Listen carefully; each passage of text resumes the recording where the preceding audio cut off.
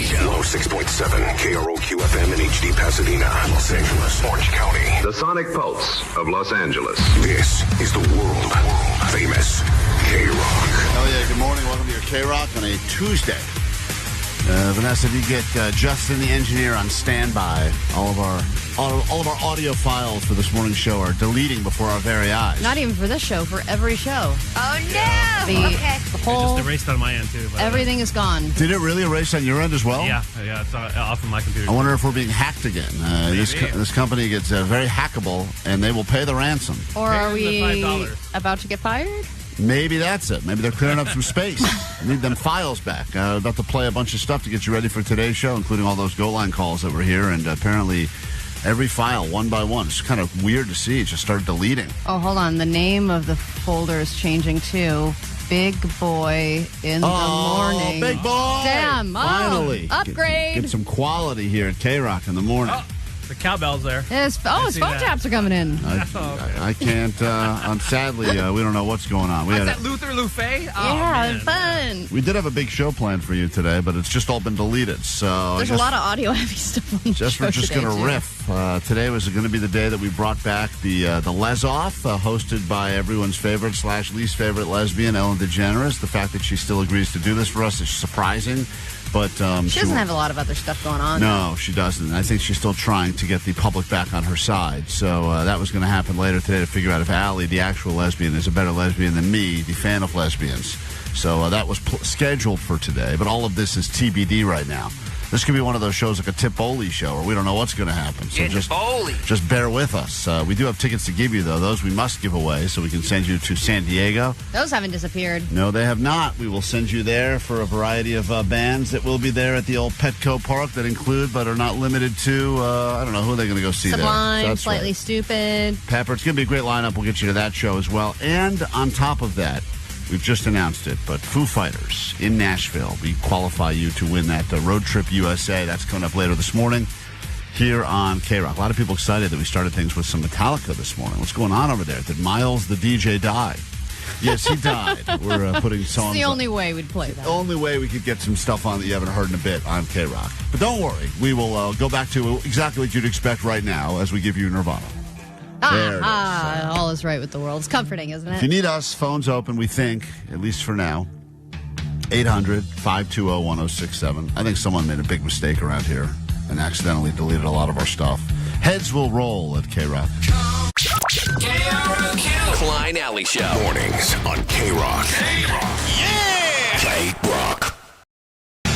KROQ, Klein Ally Show. Good morning. Welcome. If you're listening on KROQ, hi. Nice to meet you. Klein here, Ally there. DJ Omar Khan, Jake Z Nerd, and in the back room known as the Chicken Coop, you got Vanessa producing this thing, and Postmaster Johnny taking those calls at 800-520-1067. Also, good morning, NetBangers, and everyone else who's watching along as we're streaming live on YouTube right now, in case you want to see what happens inside the studio as the show unravels before your very eyes and ears. We might take our shirts off. It's probably going to happen. I think I have to do the show with no shirt on. What's the first day of summer we decided? June 21st. June 21st. That's when Ally and I do the show completely. Are we doing it naked that day, or are we doing it bikinis, bathing suits? Well, I would prefer a bikini. Okay, so Ally can go bikini. And you too. Our goal is to get the least amount of YouTube followers of any show, and that'll be happening on our first official day of summer show. Oh, Johnny's just taking his shirt off in the back office. I heard take your shirts off, and I said, say less, bro. My shirt's already off. He is so It's gay. an HR violation. Yeah, for sure. Speaking of gay, Ally, this guy. Hello, guys. Happy June. I'm so excited about June because you know what that means? It's time for the best theme song the show has ever had. Let's be honest. Let's go. Let's be honest. Let's put our lesbian to the test. She's the very best. Let's be honest. You got a question she'll address. Come on, shake your breasts. Lesbians. I don't know if Ally is the best lesbian on the show. We will prove it a little bit later this morning with the return of the Lez Off. Ellen DeGeneres will be hosting. And Ally, I don't know if you remember this, but the last time we did a Lez Off was a couple years ago on your birthday. And it was a very special birthday surprise we had for you. And I believe, if I'm not mistaken, you lost the Lez Off. And this was a clip from a few years ago. The last time we did this, it was you versus me again. And this was Ellen announcing the winner. As much as it pains me to say it, Klein wins the game. Okay. It's about time that something went right for a straight white man in America. Oh, great. Ally, it may be your birthday, but you're still a disappointment to lesbians everywhere. Anyways, cue the music. Let's dance. So anyway, that's how it ended, and typical her dancing, and that was the end. It was a very sad ending for you, because even though it was your birthday and we put that whole thing together for you in a segment you should have done great at, you somehow lost. Well, that's because it was completely rigged. There were not nearly enough Subaru questions. Well, listen, Ellen's back. I could tell you about the Forester, the Outback, She writes the questions. the Ascent. Well, save your knowledge. You're going to need Very it later. spacious. So we got that to look forward to later today. I'm very excited about that. And also relationship revenge stories. There's a couple that are making the news now. It's not enough to just break up and ghost and go your separate ways. People say ghosting is bad. But, I think ghosting is a better alternative to what it used to be, which is how can I throw all their stuff in the front yard and burn it? Yeah, but you know what? It shows you care. I think I would rather that than just being ghosted, because it's just such apathy that it makes me sad that I don't even matter enough. And now people, with the help of the internet and wanting the likes, they are taking relationship revenge to whole new levels. And I think it allows you to be more creative if you can ask ChatGPT, I need help with revenge against my ex-boyfriend. What are some fun things that haven't been done before? Right. And they're like, you are so validated, honey. So, yeah, Why don't right. you set fire to his car and take a crap in it? Right, you're not crazy at all. Right. So we will get to that a little bit later this morning as well. And as we mentioned, Foo Fighters in Nashville in your future. If you want more information about that, I will play this for you right now. And if you'd like Allie's money, call us, 800-520-1067. You can take the money out of that woman's hands next if you beat her in Allie Knows the News, which happens right after this. KROQ Road Trip USA 2026. Your favorite K-Rock bands all across America. Stop number 2, Music City, where you can burn your tongue on hot chicken. Visit the Grand Ole Opry and party up and down the Honky Tonk Highway. Calling all K-Rock listeners, this is Dave Grohl. When you see Foo Fighters in Nashville. So come on down and party a little.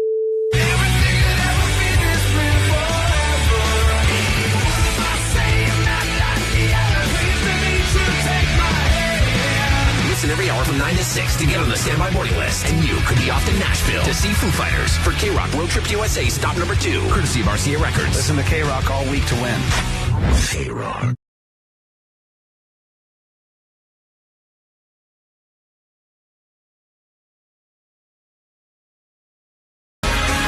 K-Rock, we are Klein and Ally Show. Love to give you some of Allie's money. She hates paying the people, but we absolutely love it. You get bragging rights for life. You get an invitation back to the Allie Knows the News Tournament of Champions, which will happen at some point down the line. And, of course, you get $100, which is not bad. Not much these days, but you can add avocado to your sandwich or give yourself a half a tank of gas. The choice is yours. Yeah, there's a lot of things you can do with $100. A lot of confident people on the phone right now calling in from places like Downey and Corona and Anaheim and Burbank and Culver City. And we say good morning to Zach, who is listening to K-Rock. Where are you this morning, Zach? Good morning. Good morning. I'm in Huntington Beach. Huntington Beach, California. Let's hopefully you know a thing or two about what's going on in the world as Allie will leave the K-Rock studios. All right. Sequester herself out in the hall where she forces coworkers for mindless small talk. And while she's... Oh, God, they hate it. And when she goes out, your round can officially begin. Zach, let's go. Allie Knows the News. Burger King is bringing back chicken nuggets shaped like what? For the first time in 15 years. You can get chicken nuggets shaped like what at Burger King? Oh, dinosaurs? Dinosaur nuggets. Kids love them. We go to question number 2. Americans, for the first time ever, are actually turning down promotions at work. And the reason is interesting, but why are more Americans now than ever before turning down promotions at work? They don't want the responsibility. Too much responsibility. We go to question number 3. A new world record was set during a parade. Hear that, Omar? A parade that had 3,896 watts in the parade. And this is why a new world record has been set. That would be... dogs. Dogs. Got a question number 4. This is in honor of Pride Month. We don't usually talk about celebrity birthdays, but today is a birthday of one of the top gays on the planet. Whose birthday is today? A top gay. Starting lineup gay. Carson Kressley. And we go to this final question. Miller High Life is auctioning off a keg that is also a what? This is actually very cool. And this serves as a keg, but it's also a what? The perfect place to do a keg stand. A keg that's also a what? It's multi-purpose, multi-functioning. Keg that is also a what? A keg that is also... Need an answer. 3, 2. Oh my gosh. 1. A food bowl. Okay, no problem with Carson Kressley, but boy, he couldn't think of another thing a keg could be. All right, bring Allie in. We'll score it together and see how she does against Zach for her money. This is all technically news. Yeah, we probably should have talked about Election Day and everything else that's technically news stuff, but this is more important, we believe. We go to question number 1. Allie's back in the KROQ studio. Burger King is bringing back chicken nuggets shaped like what for the first time in 15 years? Bringing back. Big news in my feed. God, I don't know about the history of chicken nugget shapes with Burger King. Well, then you don't know nothing. There's not one thing you know in your life that's more important than this. I don't know, animals, kitties and doggies. Oh, kitties and doggies. He guessed dinosaurs, and I could see why they would want to get it on the dino nugget trend. Is there something royal, like crowns?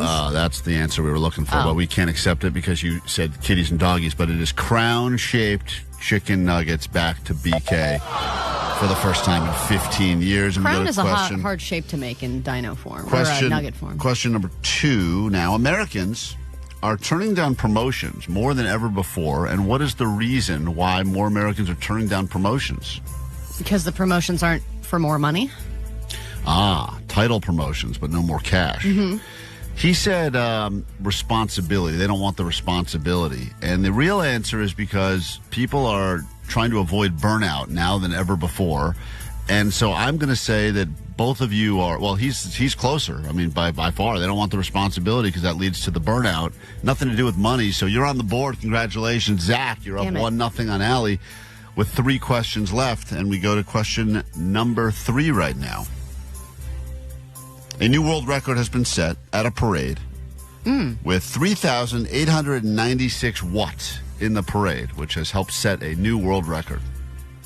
G-strings. Oh, man. I would love that. Really? It is the month of parades, obviously, as you know, because of gay pride and everything else. But that is not the right answer. He guessed dogs, another great guess. But Oklahoma parade has set the new world record with 3,596 classic cars. Classic cars, also people having midlife crises. A bunch of 60 and 70-year-old men driving really nice cars and waving. We go to question number 4. Allie's still down 1 with 2 left. In honor of Pride Month, we don't usually do celebrity birthdays on the show, but today is a top gay's birthday. Definitely starting lineup gay. Oh. Whose birthday is today? It's got to be Lance Bass. Lance Bass. You put him as a top gay? He's the top gay. He is? No, I don't know. If you're the top Tim gay, Cook? doesn't that really make you the bottom gay? Yeah, you don't want to be the top. Right. You say You Tim can't have Cook. 2 tops. You have to have a top and a bottom. He said Carson Kressley. It's a good guess as well. Old school gay. But I think you guys are missing an even more popular gay. Andy Cohen of Bravo. Oh, the serious gay. He is a top gay, and no one got that right. So we move on to this final question. Happy birthday, Andy Cohen. And I believe Allie is still down 1. So you could be paying the people. I'm a bottom. Assuming you don't get this question right and tie it up. Here we go. Miller High Life is auctioning off a keg that also serves as a what? This is very cool. How are these the top news stories of the day? They are the biggest stories of the day. It's Election Day. I know. Well, we didn't have an election question. What do you want to hear about? Bass? Spencer Pratt? What do you want to know about one of those? Anything other than I don't think the biggest story of the day is a Miller Lite keg. In my feed, it was the second biggest story. Okay, what's the question? Right below the nugget story. A keg shaped like what? It's a keg that also serves as a what? a keg that also serves as a speaker, like a subwoofer. Oh, man. I got to go to the judges on this one. They believe this is the first ever juke keg. It is part jukebox, part keg, and it does play music. It looks like a jukebox, but also is a keg. So, it's also a speaker. It has a speaker. I got to go. Judge Omar, does she get the point on that one? I have to give it to her, dude. All right. Yeah, man. Allie has somehow tied it up. The Miller High Life auctioning off the juke keg that they believe is the first fully functioning beer keg / jukebox in the history of the world. Zach, you were right in it till the end, and then sadly, Allie came out of nowhere with this stupid speaker answer, and now what must you shamefully admit over the airwaves of KROQ? Go ahead. I am Zach, and Allie knows the news. Sorry, Zach. I know, it's too bad. Allie with confidence. Not a good round of Allie Knows the News when the final score is a 1-1 tie. I would expect that from World Cup action. I wouldn't expect that here during Allie Knows the News. Well, maybe if you'd moved away from the wacky news section, I would have gotten more right. That's important news, guys. These nuggets are shaped like crowns. Did you not hear that? It's KROQ. KROQ. Klein Ally Show. Mornings on KROQ. Yeah! KROQ. KROQ, Klein Ally Show. We give you lots of bribes to keep listening to the station because the reality is the only way that we keep our jobs here is if you listen. If you listen longer, then it makes us look better, and that's why we always dangle tickets in front of you like Foo Fighters in Nashville this week. Or if you'd rather, we sent you to San Diego Petco Park for some Sublime and Slightly Stupid. But today, we will also give you a gift of eternal life, and I can't wait to get to it. It's not till later this morning, but we do have a brand new, never-before-heard old people secret. Here's a tease. Manatee. Oh. So we had to go... I am a manatee? We had to go under a bridge to find this person, and we had found to pay them. a toll. And once we paid the toll, they did give us the old people secret, and we will get to it later this morning. But this is the sweet sounds of an old person that will help you live forever. Manatee. All the way from Middle Earth. We will find out what is your old people secret later this morning. Quick update. I know you guys all called me a pussy because... there's a list of reasons, but go ahead. Well, would you like to guess the reasons why you've called me a pussy, or can we just go right to the story? Is it how much you've bitched about your hair in the last 3 weeks? No, that's not it. Bitch. You know, Jake, I did this for you. The only reason I even got my Whatever, stupid... you didn't even do it. You didn't really shave your All right, head. sorry I brought it up. I go got ahead, my continue. head shaved by Blind Charlie, and it was only to make you feel better because your cousin died in the line of duty. Okay. Yeah, well, it would have been cool if you actually shaved it. Okay, all right. Go not on. about that. What? All right. What is it about? My kid had a friend over. That friend decided to pick up a toy, chuck it at my TV on purpose, right. and broke the TV. Yes, and you didn't say anything. Didn't say anything to the parents of the kid because at that point I feel like the only reason to even say anything is if I demand that they buy me a new TV. The only reason to bring it up was if I say, you know, look, just so you know, your kid broke my TV, you owe me a TV. And losing a TV is very sad, I would imagine. Well, no, that's not the only reason. I mean, you got to let the parent know about this behavior. Parents need to know about their kids being dicks. Yeah. I kind of feel like kids are dicks in general, and that... What? Not like what that. What are you talking about? Well, that was the next... Yeah, that was... That's next level, man. It was a next level, especially because after they threw the toy at the TV, they then sprayed the TV with a bunch of water to make sure they really, you know, it was like a real... And when you asked him if he did it on purpose, he said yes. Looked me in the eyes and said yes. What are you going to do about it, bitch boy? So I didn't say anything about it, and then I thought about it for a while because it's not my actual TV. It's this like TV that my kids have. It's not a. What do you mean it's not your actual TV? It is your TV. Yeah, it's my TV. Why are you trying to rationalize it? It's not the TV. He's scared of He's scared of the kid, obviously. I'm not. Listen, I don't want confrontation with the. It's not my TV. It's my TV, but it's not the TV that I watch sports. It's not like in my like TV. a kid's room. It's not a 75-inch nice TV. It's a smaller 50-inch one of those Amazon Fire TVs. It's piece still of crap. 50 inch is still like what? 150, 200 bucks? I don't know. I think I got it during one of those Prime Christmases or whatever. Well, don't tell the parents that. All right. But anyway, you paid full price. I didn't say anything about it. I just thought it would go away. And to be honest, I said, good. That's one less TV my kids will watch. It's probably better for them anyway. Long and short of it is, my other daughter, who's really upset about this. Oh, she's still upset. She's still upset. She found the parents at school and apparently went up to the mom of the boy. Oh, good for her, girl. Yeah. And she said, hey, just so you know, your son broke my TV, and I don't like him. Whoa. So I get a text message from the dad. And This is the older one, not Bruiser. This is right. It was Bruiser's friend that came over and broke it, but this was the older one who's not happy because she's going, it's not fair. Why? Because I said, you girls aren't getting another TV up here. That's it. You had And a that TV. has nothing to do with her. She's She right. goes, hey, I didn't do anything. Why did I lose my TV? I Right. go, hey, you know what? That sucks. Sucks to suck. So I told him. You're doing all the right things here, Right. buddy. So she goes up and tells the mom of the boy, your kid broke my TV and I don't like him. She must have told her husband. The husband sent, I got a text from the husband. He goes, do you have a moment to talk on the phone? Which is a terrible man. text It's never to a get. moment either. So I knew something had happened. Word had gotten out. So I said, sure, give me a call. He calls. He goes, hey. He goes, I just heard that there's a story going around that my kid broke your TV. I go, well, it's not a story. That's what happened. And he was very happy. He goes, I never liked you or your TV or your family. He did what I told him to do. He goes, look, I want you to know this is inexcusable. Yes, he's right. And It he is. goes, in my house, my kid's not even allowed to touch the remote for the TV.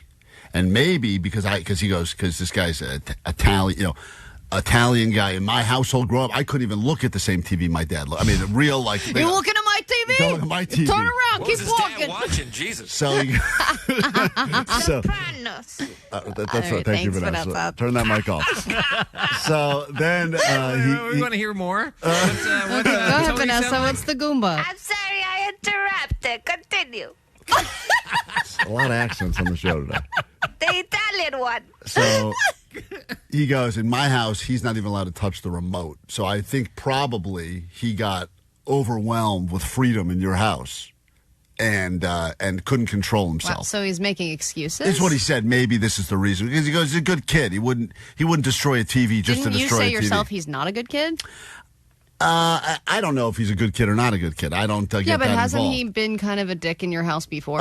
They get Bruiser. I think I blame Bruiser more than the kids because I think Bruiser is bored with regular play. She likes to like roughhouse. Well, and I also think that when there are a lot of rules in one house, because you experienced that as a kid, right? Yeah, you had a of lot of course. rules in your My house, and when house- you went over to other people's houses, it was like, oh my God, I get to be free. Freedom. Yeah, I didn't have any good snacks in my house. There was a room I couldn't even go into. I mean, there was a lot of stupid rules in my house. And if I went to like my buddy's place, like Paul Duggan's house or David Kletzkin's, there were no rules. You could do whatever you wanted. Right, so you felt like you could just go wild. Yeah, it was amazing. Yeah, So I just so wanted- that's probably that's exciting for him that he feels like he can do that in your So house. anyway, I'm on the phone with the dad. He's saying to me, I feel terrible about this. What can I do to make it right? And I say, yeah. Do you need to ask what can you do to make it right? I mean, the answer is obvious. I said, just don't worry about it. You know, I don't even know who was, encouraging the other one. Technically, did your kid throw the thing into the TV and break it? Sure. But maybe she told him to. Who knows what happened? I'm not gonna tell you owe me a TV Because it's not my TV anyway. Wait, who knows what happened? Why don't you ask Bruiser? I mean, I did ask. I will. Because she's no snitch. 'Cause- Right, Vanessa? That's right. Bruiser said snitches get stitches, so she didn't want to say anything. Okay. So that was the end of the call. It ended. He goes, "I'm really sorry," and whatever. I'm really sorry and hopefully whatever. this never happens Nice. again. The next day, I receive in my mail a certified letter, certified, sealed, express overnight mail letter. And I go, and I can see the return address or the return name is this guy. So I said, "Oh my God, the guy sent me a new TV, a check, cashier's check or something. Wow, something. I don't know. Or maybe it was a Best Buy gift card. I don't know. I figured he gave me something." And I open up the envelope, and I'm thinking, "Wow, I can't believe this guy." I said, "You know what? I'll give this guy credit." Well, that is a nice thing to do. Right. I told him no. I said, "I don't need it," but that was very nice of you to do that regardless. And What is that? A kid's IOU letter? And I open up the envelope, open it up, and it feels thick, like there's something in there. So I go, this guy is literally going to buy me a new TV, and probably it's already in my head. I go, wow, it's probably whatever he's giving me is more than this TV is That's worth. definitely a stupid apology note from the kid. This is what is inside of the. This is what is inside of the It is a envelope. drawn photo of that. I'm assuming that's the kid's self-portrait, Yeah, right? yeah, yeah. So he's drawing himself with a sad face with a little bubble, a speech bubble that says, "I'm sorry." Yep, this is what I received. This was what It was. Horribly drawn. And I just keep... Not that you could do better, keep but... shaking the envelope going, there's got to be a... There's a TV in here somewhere. There's got to be a... Did they have to send it certified? I don't know. I would have... so weird. That's the part. And make it expensive when we send it. Yeah, I mean, this seems like an unnecessary thing to send. Rush. It seems like we could have just handed it to you. A 24-hour rush in the mail to open it up and get this, a hand-drawn picture. I think they're mocking you, to be honest with you. You think I'm being mocked? Yes, 100%. I think you have to tape that see over that your drawing, TV. Man? That is like they're mocking you. What? Kind of looks like you. What? You being sad. Is that me with no TV? It's just one tooth Saying popping I'm sorry? out. Is that what's going on? They might be mocking you, bro. They literally looked at that drawing and then they were like, "Yeah, let's ship it. Let's send it to him." I don't think I'm being mocked by it. All right, you know what then? I'm taking this guy to small claims court. It's like Ship-a-Dee. You know how you can do that? Yeah. But it's like pranks. Right, when you send like a bucket of like poop in the mail Yeah, to an totally, enemy. That's what this is? You got to tape it over your TV. Well, Just that's that what picture I should just be I was taped gonna- over I'm your gonna broken Put it right over the shattered glass. Just stare at this now. I'm sorry. Well, there you have it. The update. We got to take a break. When we get back, news and stuff for you. I mean, you can see. I mean, he really captured you. You don't have eyelids. That's not me. Makes sense. That's not me. That's him. That's the guy who broke And my the neck TV. is real thick. You think of the thick neck spot on. The Klein and Ally Show. Mornings on KROQ. Whoa, whoa, ho, ho, whoa. You're a little excited. 106.7 FM.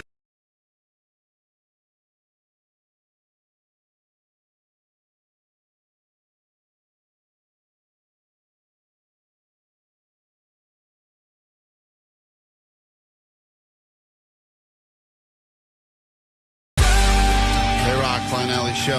Get into your news. Then a brand new hour. Then your chance to go see Foo Fighters in Nashville and much, much more.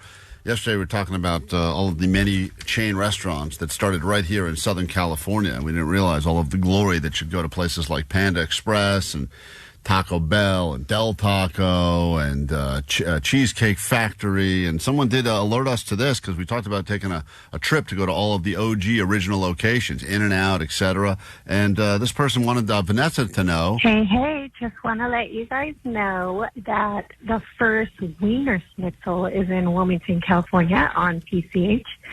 So you should take Vanessa there for the fun of summer. All right, thanks. Rock them party lines, am I right? Add that to the list of OG Origin Story Restaurant Day. Vanessa's favorite. Can she say it yet, Vanessa? It's been a while. Wiener Schnitzel. Yeah. You got it. Let's get to this. Your news. Grab your Adderall. It's time for A.D.D. News. Sure, as you can tell by the many unwanted political texts, it is Election Day. It's the primary. How did they all get my number? I'm getting so many texts. I don't think Oh my God, there's a million ways to get your number. Stop so many times. But I haven't signed up for it. I mean, It doesn't matter.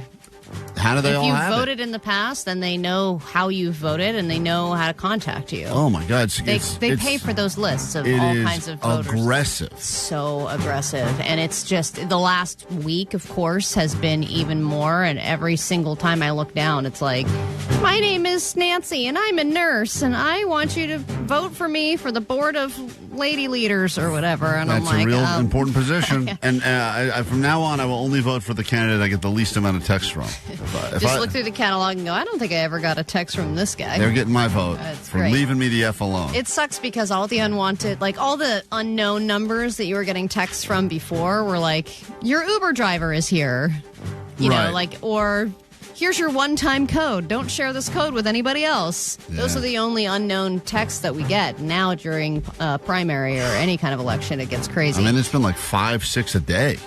I'm getting a ton. Just as a reminder, your bad choices for governor are Tom Steyer, Xavier Becerra, and Javier Becerra, and Steve Hilton. And your bad choices for mayor are Karen Bass, Spencer Pratt, and Nithya Raman. I would love to vote for actual ramen as mayor of LA. Oh, man, that would be sounds so good. great. Delicious. Hey, but doesn't disappoint. The reality is that this is only a primary.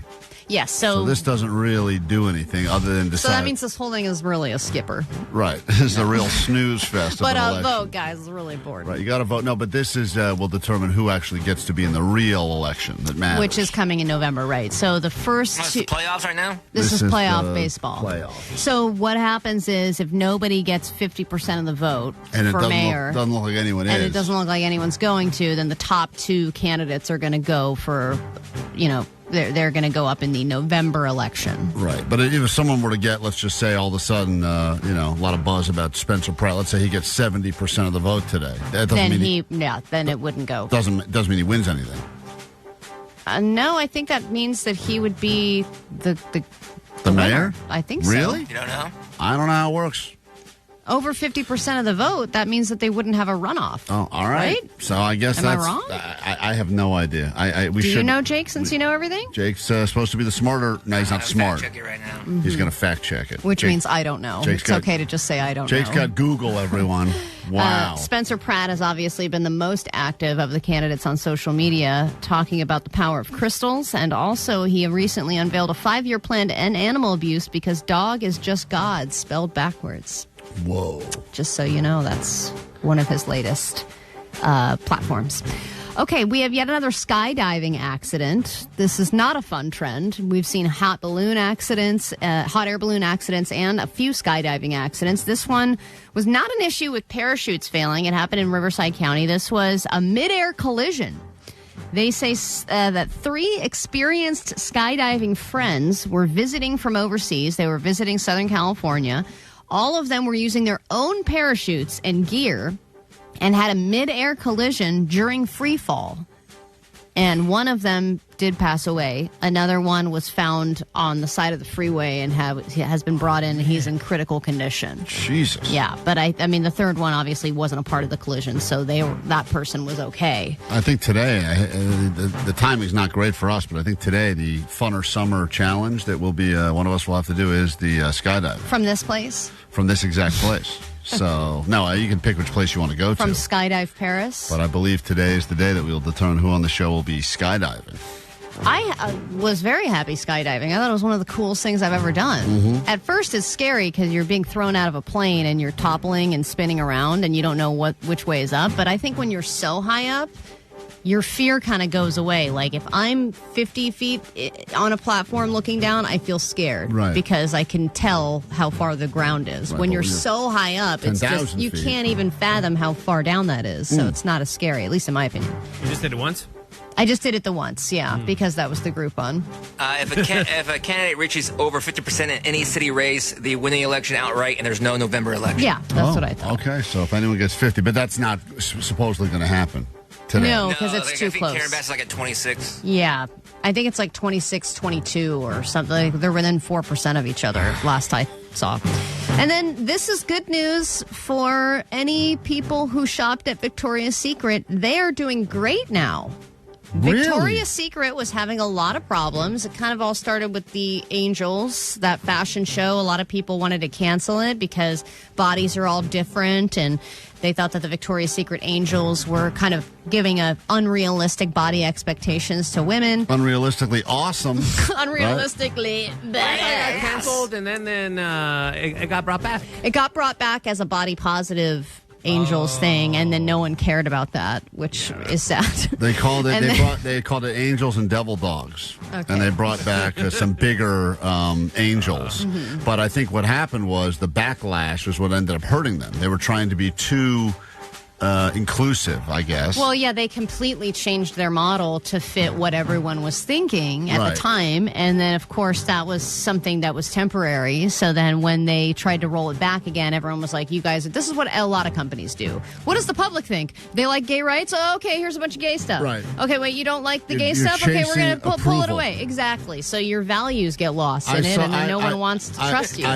At the mall, I saw them taking out all of the hot mannequins from the Victoria's Secret, and they replaced them with the Bob's Big Boy sculpture. And I In a said, brassiere? something's wrong here. I think this is an overcorrection. But I also think that beyond the body image thing, people aren't buying traditional bras that much anymore. A lot of the people that I know, a lot of the women don't wear real bras anymore with an actual underwire and the push-up and all that stuff. It's all about bralettes or going braless. So I think the need for that just isn't as strong. But apparently, they have released better than expected earnings in their first quarter, and now their stock is like doubling. Nice. So it's really, double D's. Is that how they do their stock at Victoria's Secret? Yeah, they just do it in cup size. Oh, wow.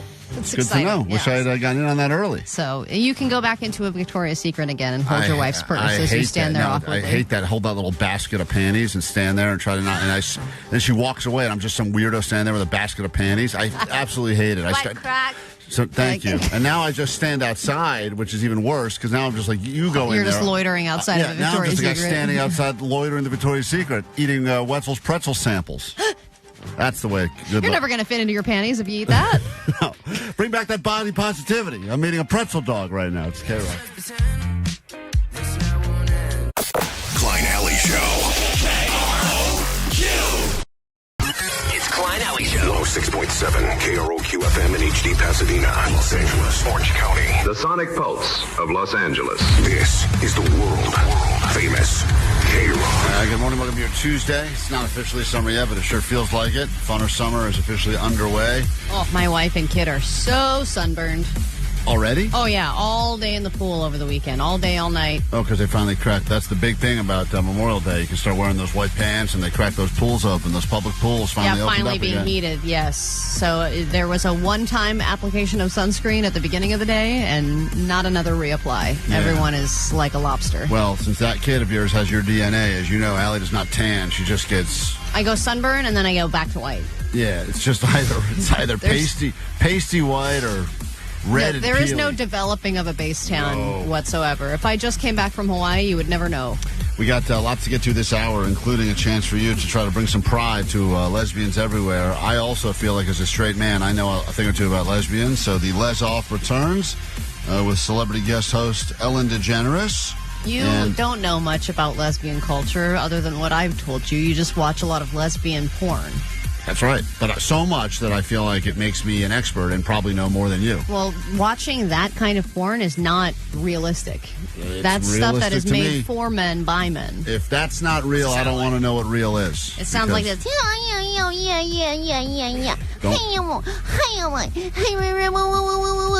Don't ruin it for me. It's not real.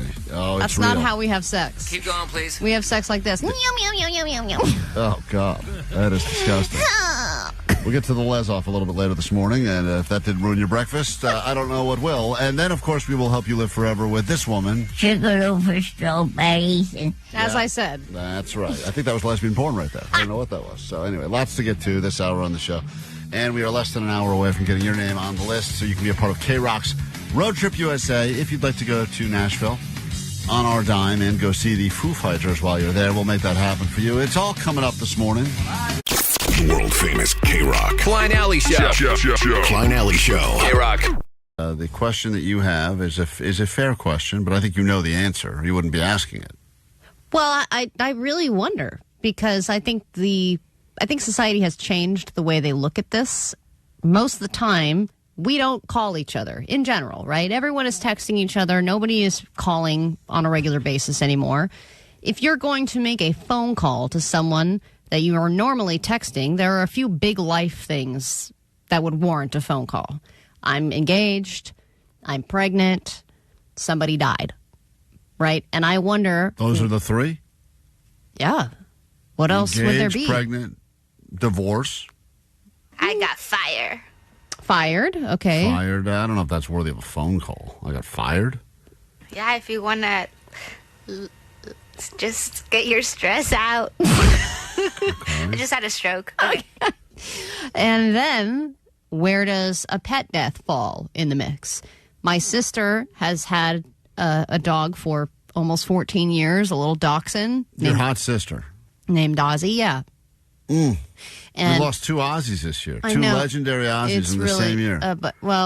was that this year? I think so. Feels like it. So then I get a text message last week that's like, hey, Ozzy's not doing that well. He's had some breathing problems. He has arthritis. They think he has cancer, too. It was like a trifecta of bad stuff. So what happens to dogs at the end? It's usually not they get everything at once. Yeah, or they had a bunch of them and they finally all caught up with them. Yeah, but that's like, we could take care of that, but I don't know if we could do that, and that. Well, and those little dogs like dachshunds and stuff, I feel like they have back problems and arthritis. Like, all of them have that. Yeah, your sister was really annoying with that dog, and I'm sorry that the dog died, but she went through a phase where... She would only post pictures of the dog. Right. Allie's got this really hot sister. And, Allie's recently been trying to thirst trap because she thinks she looks all good and whatnot. Mm-hmm. But she doesn't. But her sister does. And her sister would never post pictures of herself. She would only post pictures of this stupid dog. Or, like, paintings that... Like things that she likes, books that she's reading. Yeah. It's all, like, weird... fantasy lore and things like that. It's a real, like, hot chick move. Yeah. Like, I know I'm hot. Here's a distraction. I don't need validation, so I'm going to post a book I'm reading. It's like, oh, God, we get it. You're hot. You read. Right. So then I get another text last night saying, sadly, Ozzy was having some breathing problems, so we took him in and we had to say goodbye to Ozzy. And I am wondering, because I cannot even remember the last time I called my sister, actually phone call, other than like, hey, I'm at the airport, are you here to pick me up? Even that, I think, would just be a text message. We just don't call each other. And I'm responding going, oh my God, I'm so sorry. I loved him so much, and I had a lot of memories with him too, and it's so hard. You don't even like dogs. I love dogs. I just don't have one. You have 3 cats and no dogs. Yeah, that doesn't mean I don't like dogs. I just don't want the responsibility of a dog. But you loved her dog? Like, actually loved her dog? I really did. He was a sweet little dog. Did you cry? I did, yeah. Partly because I'm on so many hormones. But yeah, I did cry. I cried at a couple of commercials on the way in this morning. There's a lot of crying happening. Right. So I thought in my head, should I call her or should I keep with the regular... text? Yeah, the regular text exchange, because that's what we've always done. So I decided to call her. We're in the middle of a text conversation, and I'm like, I feel obligated. I should call her and just say, I love you. I'm so sorry. This is so hard. And she sent me to voicemail. She didn't take your call? No. She chose, and you were texting her, so obviously she was there. Yeah, I think there were bubbles happening, and then I called her, and she just didn't pick up. Okay, and then she just continued with the text conversation. I was like, wow. The thing that she probably said that you didn't see was her going, oh, God, she's calling. That's the funniest part, is that she made that. Regardless if she said it out loud or thought it, because we've all been in that conversation. It doesn't matter. And I'm like, why are they calling? This is one of those ones that's on the bubble, because it is involve a death, and so maybe texting doesn't quite, doesn't feel... I like guess it depends. Care enough. Right. Like if Vanessa is somebody who wants to call and vent about things, right. It seems like she needs that. But when you are texting with someone and then in the middle of the texting they decide to just randomly turn it into a call, there is that moment where you're the recipient. You're like, whoa, this is moving too fast. What's going on here? Hold on. What's funny is that you were doing it for her. And she was like, no, thank you. Yes, and I thought that I felt obligated to give a phone call more than just being like, wow, after 14 years... sad face, GIF. Right. It just seems insensitive. Was there any text back to you as to why she didn't answer? Like, not in the mood to talk right now? Or she said, sorry, I was in Pilates. Okay. Goddamn, even though she's the best. wasn't. Oh, she wasn't. She just made that up. I mean, if she was texting me, how is she in Pilates? Right. Oh, man. But, of course, the hottest excuse, right? Sorry, I'm in Pilates. R.I.P. to Ozzy, the dog. I know, it's sad. But if you would call... Probably, right? I would be more likely to call when someone loses a pet than I would if they lost a human. That's me, in general, because that's, I don't know. So I feel bad.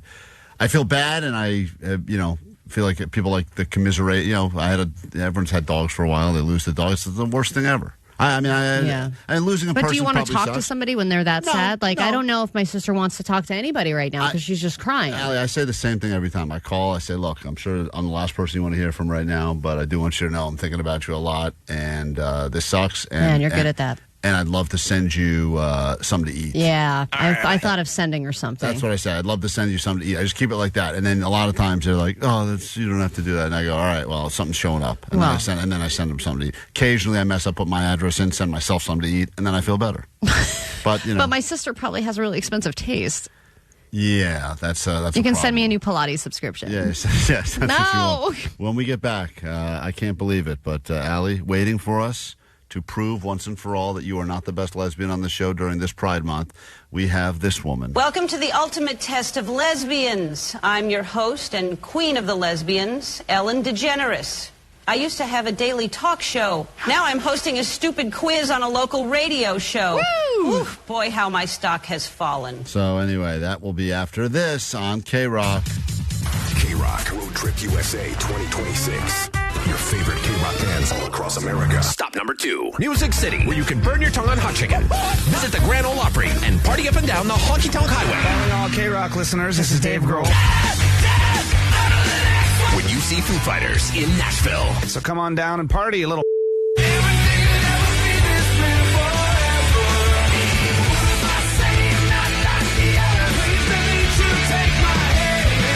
Listen every hour from 9 to 6 to get on the standby boarding list. And you could be off to Nashville to see Foo Fighters for KROQ Road Trip USA Stop number 2, courtesy of RCA Records. Listen to KROQ all week to win.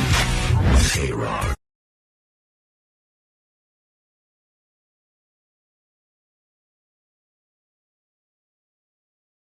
I can't believe it's finally here. It's time for the Lez Off. Allie Johnson, actual lesbian. Kevin Klein, fan of most things lesbian. If you look at my browsing history, I would say I spent more time studying your culture than even you have. You're just focused on one very specific part of it. The most You don't care important about part of it. my actual lifestyle. Oh, God, no. Boring. No, you find that very disgusting. So here to take us into the Lez Off is the world's favorite lesbian. At least she was at one point. Please welcome the return of Ellen DeGeneres. Welcome to the 2026 Lez Off. I'm your host and everyone's favorite lesbian from 2010 and everyone's least favorite lesbian from 2020, Ellen DeGeneres. Nice. Today I have 5 questions to determine who is a better lesbian, Allie, an actual lesbian, or Klein, a man who loves looking at lesbians, just not ones that look like us. Right, Allie? That's right. All right. That's right, Ellen. So we will get to the quiz questions now. I have a feeling I'm going to have a huge problem with this quiz. Why? Because I don't think the questions are going to be fair. How do you know anything about the questions? Ellen is asking the questions, and our job is just to answer them. Are there any questions about Liz Fair? What is Who's that? It's a festival. Is she hot? Are you saying that this game is not going to be Liz Fair? Because it is going to be Liz Fair. If that's the point you're making. Ellen DeGeneres is going to take us through, and she will score it as we go. And if you are going to you're already seems like you're arguing that you're not going to win the Lez Off. Because I don't think this is going to be set up for real lesbians at all. This is just going to be. It's just going to be a problem in a lot of ways. It's going to be easy. Ellen, Subaru, Birkenstocks, you got Ellen, it. whenever you're ready, please give us the first question in the Lez Off. And you can place your bets. I think a lot of straight guys are chiming in on the text line saying that they also think that they would beat Allie in the Lez Off. But whenever Ellen, it's your quiz, so we're just here to participate. Now, let's Les out. Question 1. How many fingers does it take to satisfy 4 lesbians? See, No, it's a math. 4 lesbians. They're from Lesbian. All right, that's a it's math. another popular lesbian fair. That's a math question. How many fingers does it take to satisfy 4 lesbians? Are you writing your answer down? Yeah, we both get a chance to answer. Ellen, can you ask the question again? I missed it. How many fingers does it take to satisfy 4 lesbians? Oh, she mispronounced it again. All right. I think I have the answer. Now, you want to go first or no? Well, the answer is 3. That's Because so funny. you need 2 to 3 for each lesbian, but it's the same 2 or 3 fingers or 1 fist. Oh, that's interesting. You I can don't go- think so, Lesbo. Hey, Oh, man. don't insert your opinion. You're supposed to be neutral. I have, my answer is simple. It's 3 fingers, 1 kayak, 2 rescue pit bulls, and a long conversation about why this isn't what I thought it would be. Oh, that's I got to give it to Klein on this one. Oh, Hey, stop it. all right. All right, here we go. I'm up 1-0 in the Lez Off. What do you mean, here we go? What does that mean? I mean, this is what it's going to be. It's not going to be fair. If you're just joining us on KROQ, it's Pride Month. Ellen DeGeneres was nice enough to put this quiz together. It's the Lez Off to figure out if Allie, the actual lesbian, is the best lesbian on the show. Question 2. What is the most popular lesbian porn subcategory? Oh. And finally, my sweet Okay, spot. yeah, I know this one, What is too. the most popular lesbian sub-porn category? All right. Allie, would you like to go first? You can go first on this one, Klein. All right. Well, it's obvious. This is where the neighbor goes over to visit her mom's friend's house. Her mom's friend is not there, but her stepdaughter is visiting from college. And they decide to go swimming because it's hotter than expected. And that's when they realize they're having boy problems. So they play with each other in the pool for a while before moving to the bedroom. And that's when the mom's friend comes back. And you find out they're not blood related, so it's not weird. So then she gets into the bed with them, and they have a really good time. That's a lot to click on. Yeah, what's the name of the video? It's just one category? That is the category. So it's big breasts and then it's a couple everything you just It's a said? bunch of variations of what I just described that happens in the bed. Okay. I just put big, giant boobs. Klein gets the point. Yeah! Yeah, baby! Big boobed lesbians? Come on! Man, Ellen knows what I'm talking about. No, she doesn't. Neighbor's friend's house, hot day, pool, boom. But they're Good job, not Klein. related. Who's a good boy? You are. I Okay, am. stop Thank you, it, Ellen. Thank you. I am a good You boy. have clicked on big boob lesbians as a subcategory. Not really. That's not. This wouldn't even enter my. I also had threesome Well, on my list. Allie, you didn't get Guy the point. watching. I'm up 2-0. I don't think so, Lesbo. Okay, shut up. There's a reason she got canceled. I'm up 2-0 We now. shouldn't call names. The judges shouldn't be calling names. She's not a judge. She's the host. Okay, whatever. If She's you keep- deciding who gets the point. If you're keeping track, Klein has 2. Allie has none. Great. In the Lez Off. Question 3, Ellen, whenever you're ready. Question 3. Name as many models of Subarus as you can. Oh, great! Finally. Jesus Christ. Okay. I don't. You're going to get this point. So is the Impreza still a Subaru? Is the I'm not going to help you. Impreza? Okay. Is that all you can think of? Impreza and Nissan. That's not a Subaru. A Nissan is not a Subaru. That's all I got. Okay. I've got the Forester, the Outback, the Ascent, the Impreza, and then there's also a new Forester electric. Are we going to do the hybrids and electric ones? Or Point goes to Allie. Thank God. Hey, Allie's on the board. All right. It's so funny if you get the point still, Klein. That would have been amazing. Ellen, are you sure? I He said had to Nissan. ask about the only answer he had. I said Impreza and Nissan. You sure I don't get this one? It seems crazy. Another point for Sally. Okay, thank you. It's not my name. You bitch. Ellen. God. It's Allie is her name, Ellen. Jesus. All right. Well, the score currently is 2-1 with 2 questions left. It is the Lez Off now. And we go to your next question. If you're just joining us, I know this seems ridiculous, but this is important. And I don't think there's a better way to celebrate Pride Month than with this Lez Off. Question 4. What is the best thing about being a lesbian? Oh, that's easy. All right. I've got my answer. Allie, what is your answer? Oh, you want to go first? Sure. Sharing clothes and makeup. I wrote double the wardrobe, but probably no makeup. Oh. There is Klein a little gets the point. Hey, yeah. We had the same answer. Nice. You said makeup. I said no makeup. Probably. We have I don't think so, Lesbo. Listen to her. She's saying you. All right. Maybe you don't wear makeup, but I do, Ellen. You do? Yes. I don't think so, I said this Lesbo. yesterday. Again, I'm wearing makeup. It's unnoticeable. Anyway, so here we go to this I final have to question. cover up my splotches somehow. Give her the point for that, Ellen. Come on. She does have splotches. Ellen, come on. Bonus Another point for Sally. Thank you. Are we tied up now? I think somehow we're Okay, tied. okay. Final question. It's the Lez Off on KROQ. Question 5. Final question. Oh, my God. How is this bit still going? Okay. This segment is longer than my fall from grace. All right, Anyways, how many lesbians does it take to change a light bulb? Okay, this is just a joke. All right. Mm-hmm. Easy. Okay, why don't you go first? Let's see here. I've got. What was it going to be? None and 2 guys to make it happen because women don't know what they're doing. Oh, you're going to get the point. Is that your guess? Yes. No. No. Is that what you wrote down? No. I wrote down they don't have the right tools because it's just scissors. Oh, got it. So they just try and That's scissor it. the light bulb? That's right. Okay. You went with scissor joke. Mm-hmm. Okay. What's the right answer? Just one, because every lesbian knows how to change a light bulb because we're handy and have a tool belt. I got to give it to Klein on this. No, that's not. Yeah! That's not. All right. For the second time in a row. You're a better lesbian. I'm a better lesbian. Thank you, Ellen, for joining us. No, thank you to Ellen. And once again, I don't think so, Les. Go back to England. KROQ. Klein Alley Show. Mornings on K-Rock. Yeah! K-Rock. K-Rock.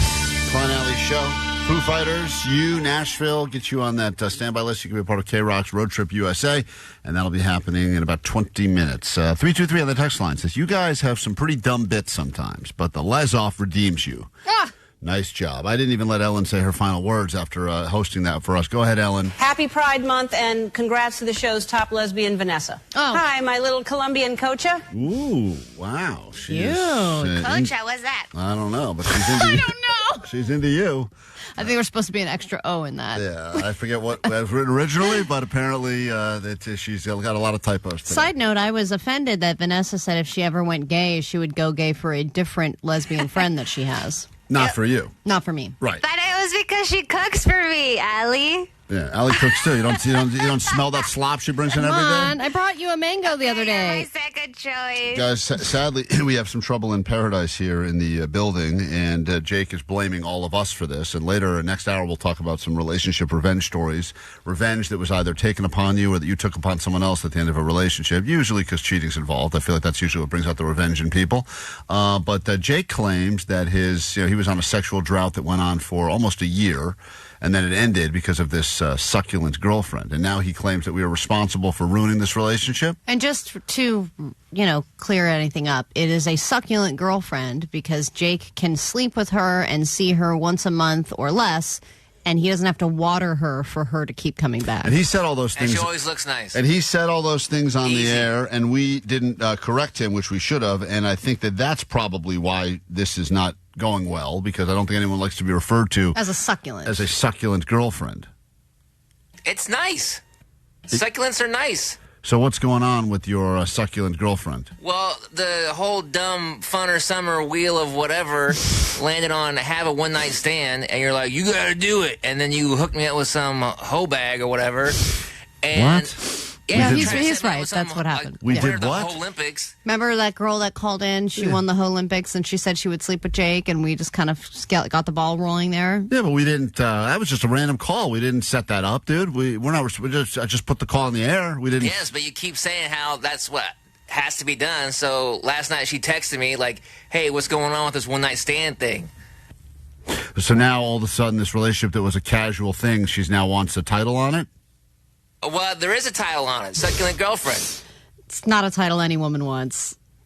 Well, it's a title where I'm like, I don't feel comfortable having a one-night stand. I don't want to do that to her. So do you think that the two of you are now only sleeping with each other? I would think so. So now it's to the point where if you were to to sleep with somebody else, she would be upset about that. I think so, yeah. Would you be upset if she slept with someone else? It wouldn't be my favorite thing in the world, no.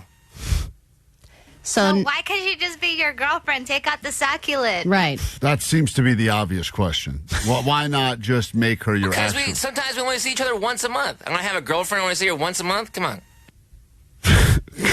Come on, I'm not a loser. Jake, but this is where you would put in the effort and say, all right, I think there's something to this. And we'll do a bi-weekly. There is something to this. We have good times like once a month, once or twice a month. I know, but why don't you... Klein is saying, why don't you up the game a little bit and see her twice a month? It is what it is. I like it. Because Jake doesn't want to sacrifice anything that is Jake, including the relationships involve a lot of sacrifice, even the bad ones. Yeah, good ones, I would imagine, even more. But he doesn't want to. He doesn't want to give up his nap. He doesn't want to. Because this is what makes a good relationship. This is why it's great right now. Don't you want to have more sex than just once a month? Sometimes we hook up twice a month. But she's now putting the pressure. She's now saying, "Hey, if you sleep with someone else for this one night stand, fun or summer I'm thing, going to be upset that I'm out. It's over." She didn't say that, but I think that's implied. But didn't you only meet this succulent girlfriend because of this show? Sure. Yeah. How many people? How many times have you gotten laid as a result? On your own, right? Not because of this show. On my own, ever? Yeah, I'll include ever. How much longer would your drought be without us? I don't want to think about that. Yeah. So, like, in some ways, you should just say thank you. Yeah, I have said thank you. I don't think I've ever heard a No, thank I've you. never heard you I've say said thank you. so many times. Has anyone ever heard Jake say thank you? I've never heard him say thank you or I'm sorry ever in my life. What are you talking about? I say thank you all the time. Every time Klein gets me that pizza that I like, I say thanks. You've No never way. said thank you for that. One time you You said, that's a good pizza. that's not exactly It is a right. good pizza. Thank you. That's too Yeah, much. didn't he complain about it because the one ingredient was off or something? it's not ricotta. It's not enough ricotta.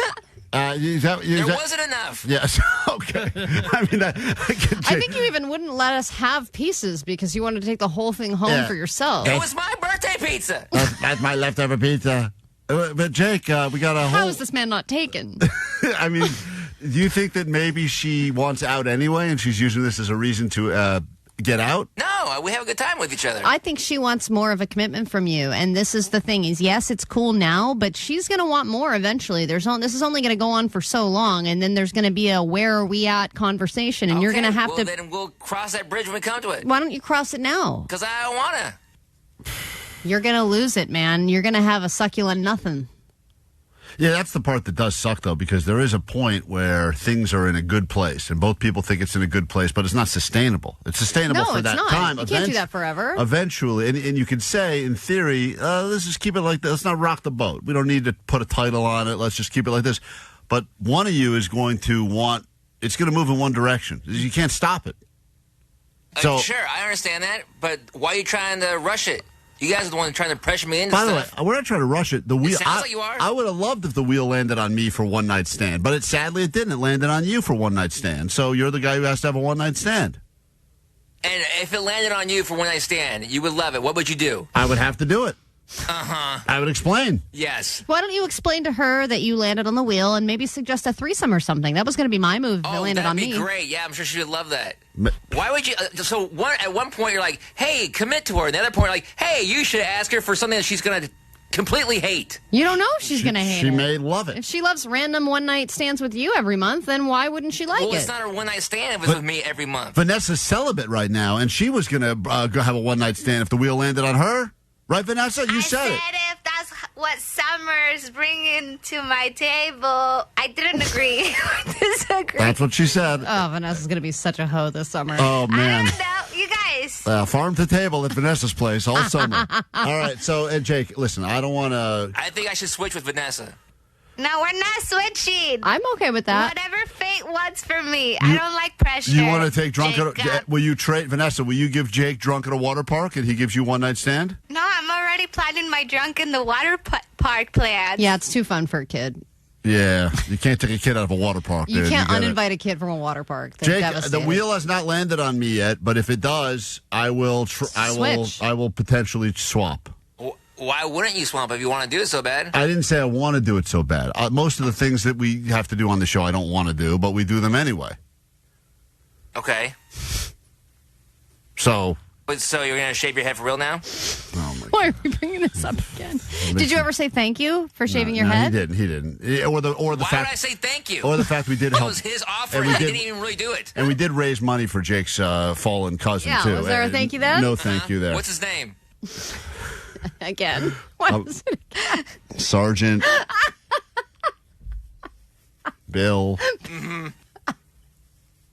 Bombay. Randy Hopper, you did. Bill Bombay. We're going to take a break. R.I.P. Bill. R.I.P. More after this. Transmission KROQ FM. Klein and Ally Show. Klein and Ally Show on KROQ.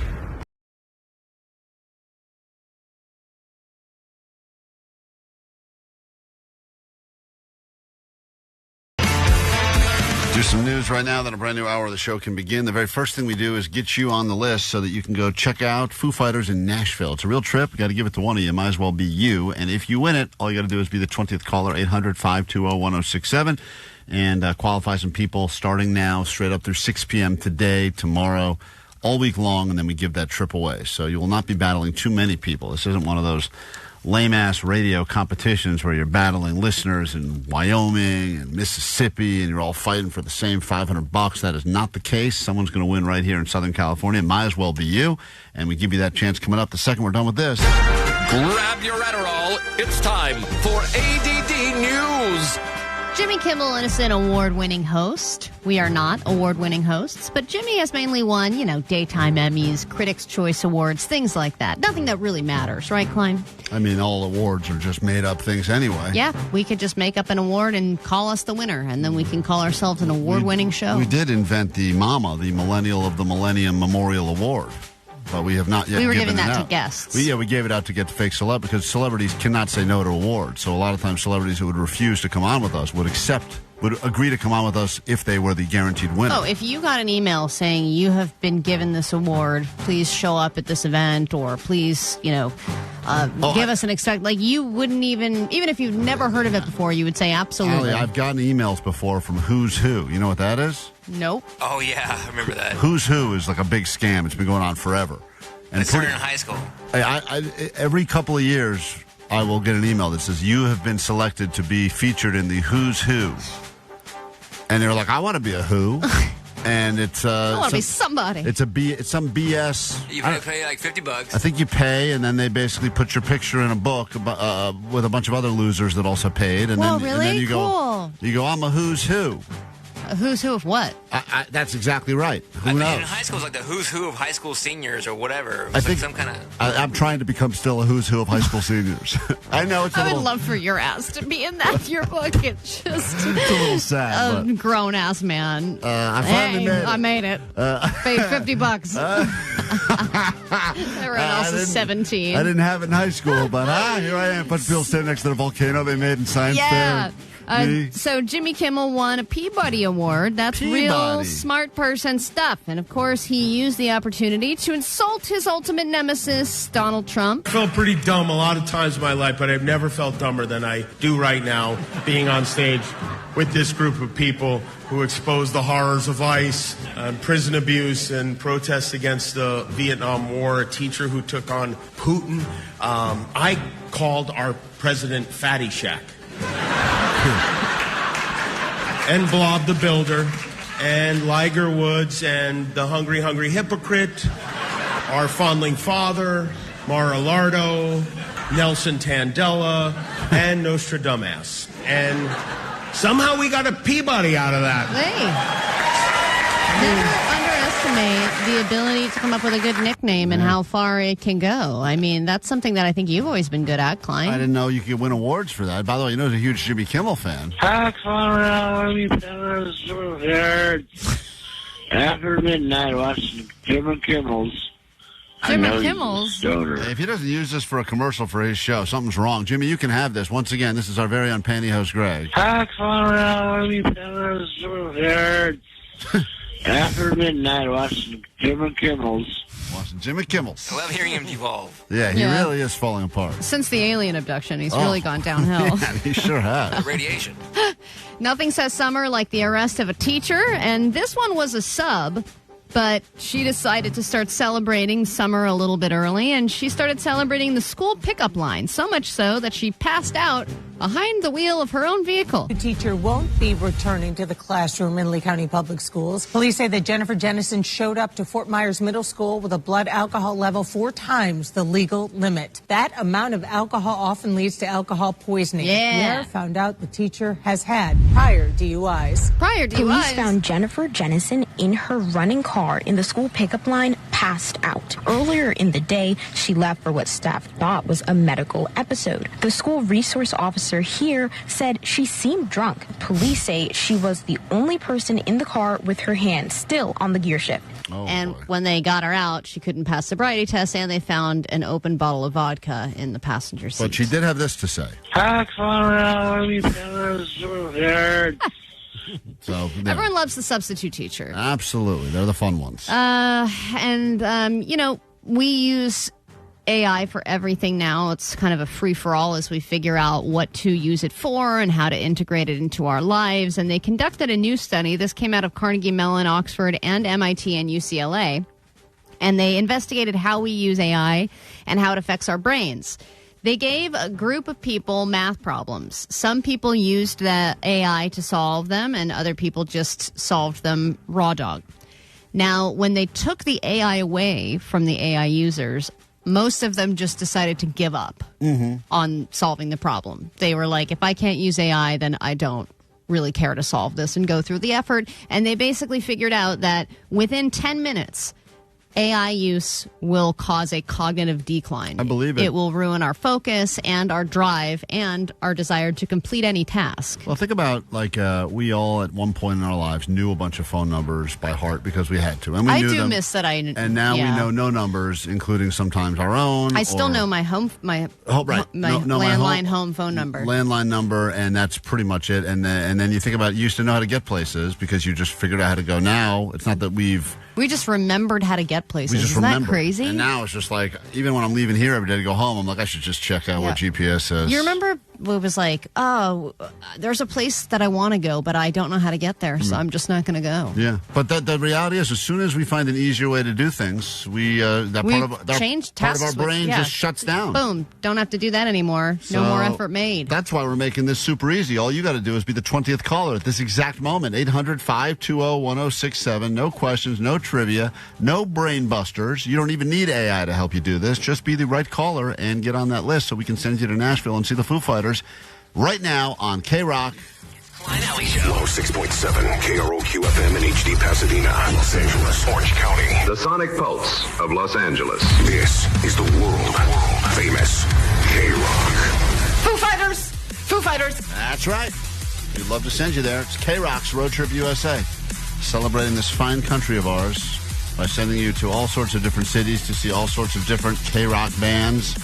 And just announced yesterday, continuing to add your name, it is Foo Fighters, this time in Nashville. So if you'd like to be that person to win that trip, you must call right now. And we'll pick up caller 20 in a moment. Then we'll get into some clickbait. Allie, heart surgeons are warning you, this is the one drink you should avoid, that they are calling liquid death. And no, it's not actual liquid death. So be aware that something you're drinking, according to heart surgeons, is going to kill you. We will get into that in some clickbait. And what is the rudest thing that you can do at a beach, as we're now officially in beach season?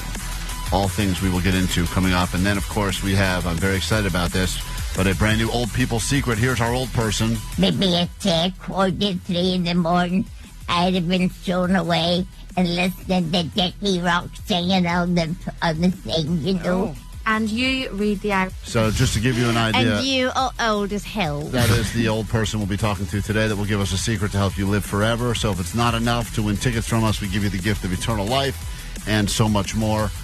This hour also, we will celebrate your relationship revenge stories. Sometimes ending a relationship is not enough. You must get sweet revenge.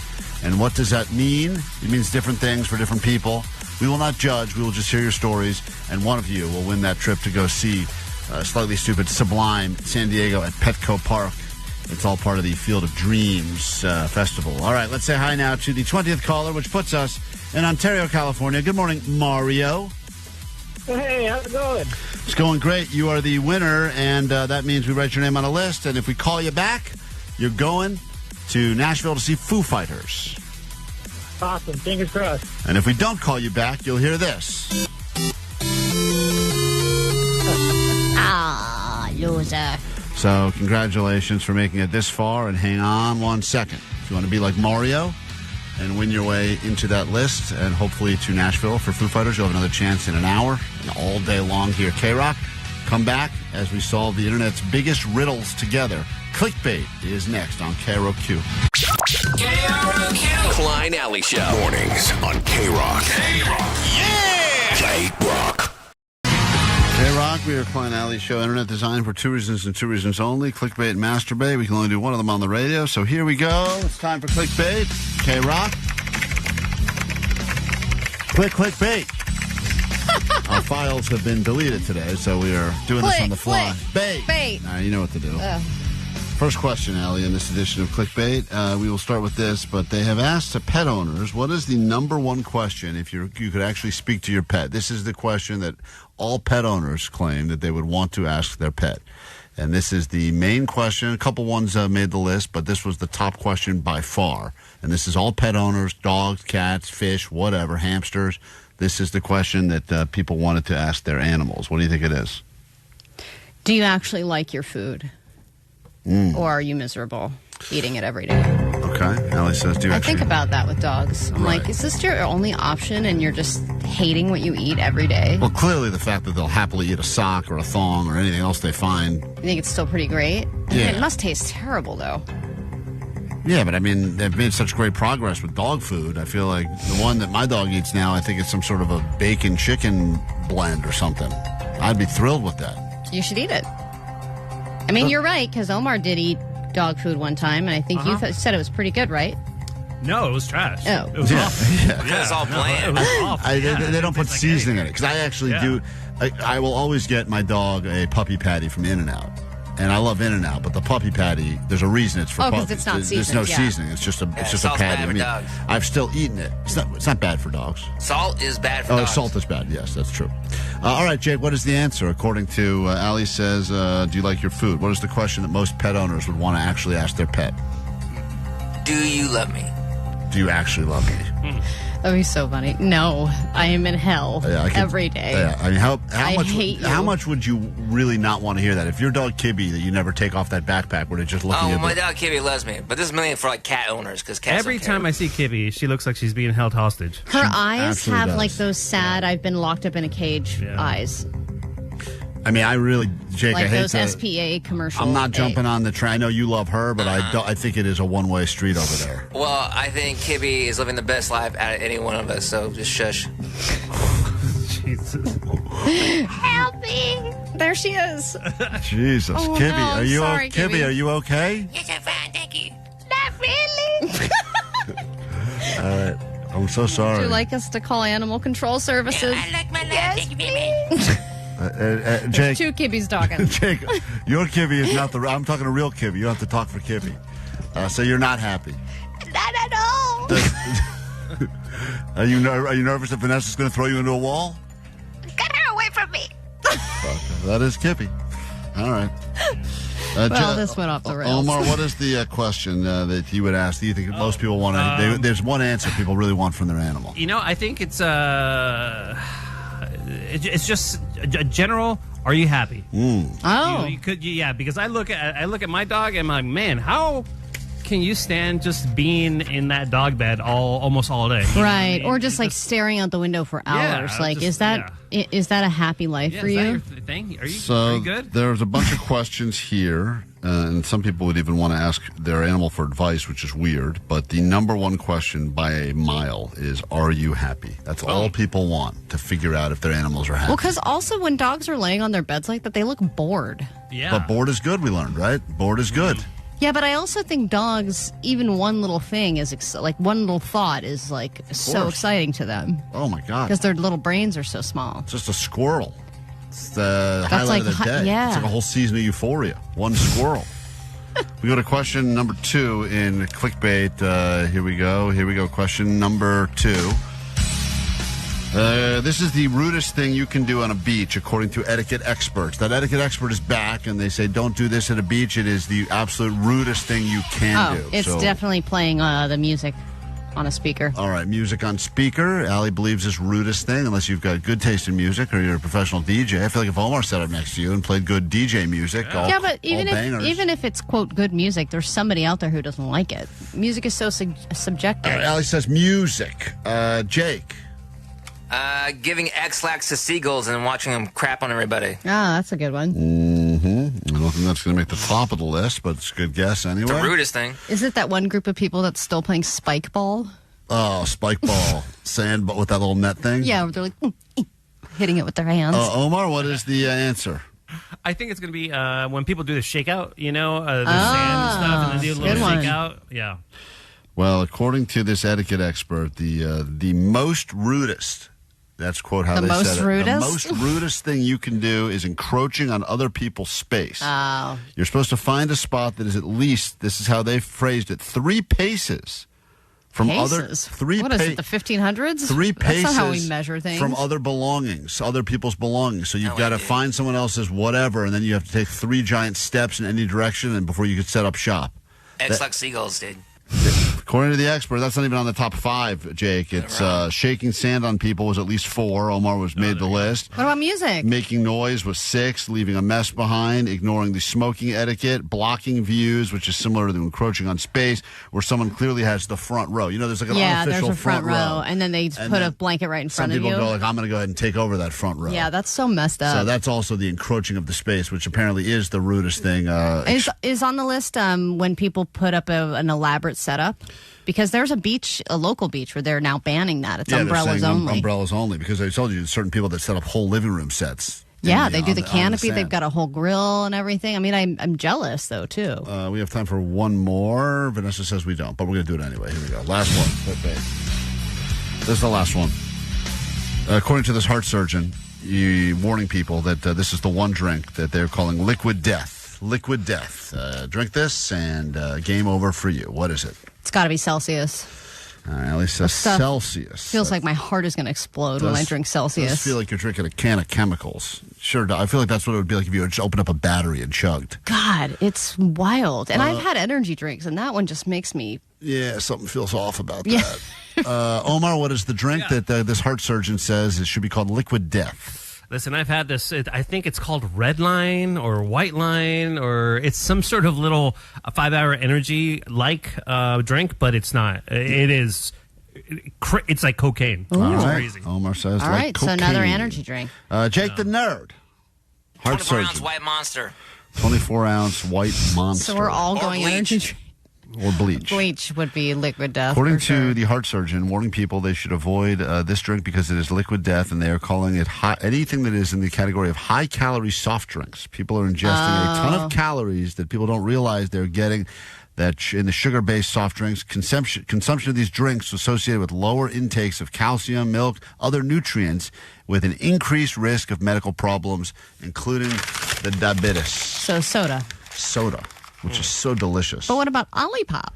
That's those functional sodas. We got to take a break. When we get back, your stories on our airwaves.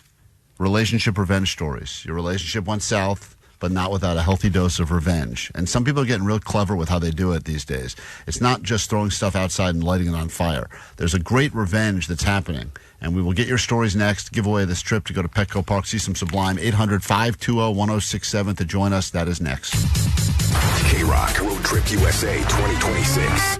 Your favorite K-Rock bands all across America. Stop number 2. Music City, where you can burn your tongue on hot chicken. Visit the Grand Ole Opry and party up and down the Honky Tonk Highway. Calling all K-Rock listeners, this is Dave Grohl. When you see Foo Fighters in Nashville. So come on down and party a little.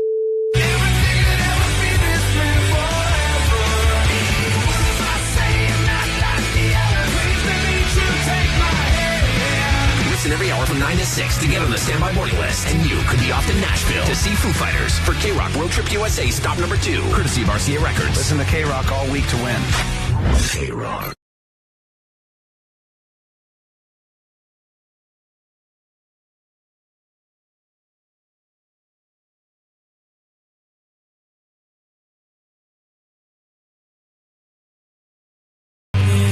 Hundred 520-1067 to join the show if you were involved in any sort of relationship revenge with an ex. And I always wonder if you do that revenge thing. You decide it's not enough to just end the relationship, but there needs to be some sort of some sort of revenge.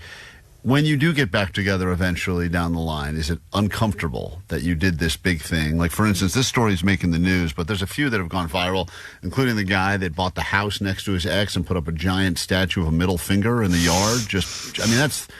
That's like, you had closing costs, you had paperwork, you had to do stuff in front of a notary. Just to put a giant middle finger statue at the ex. But you know what? I'll give the guy credit for creativity right there. You had to save up money for a down payment? Yeah, and you got to probably get that statue custom made. I don't think there's a lot of middle finger statues floating around. Maybe there are.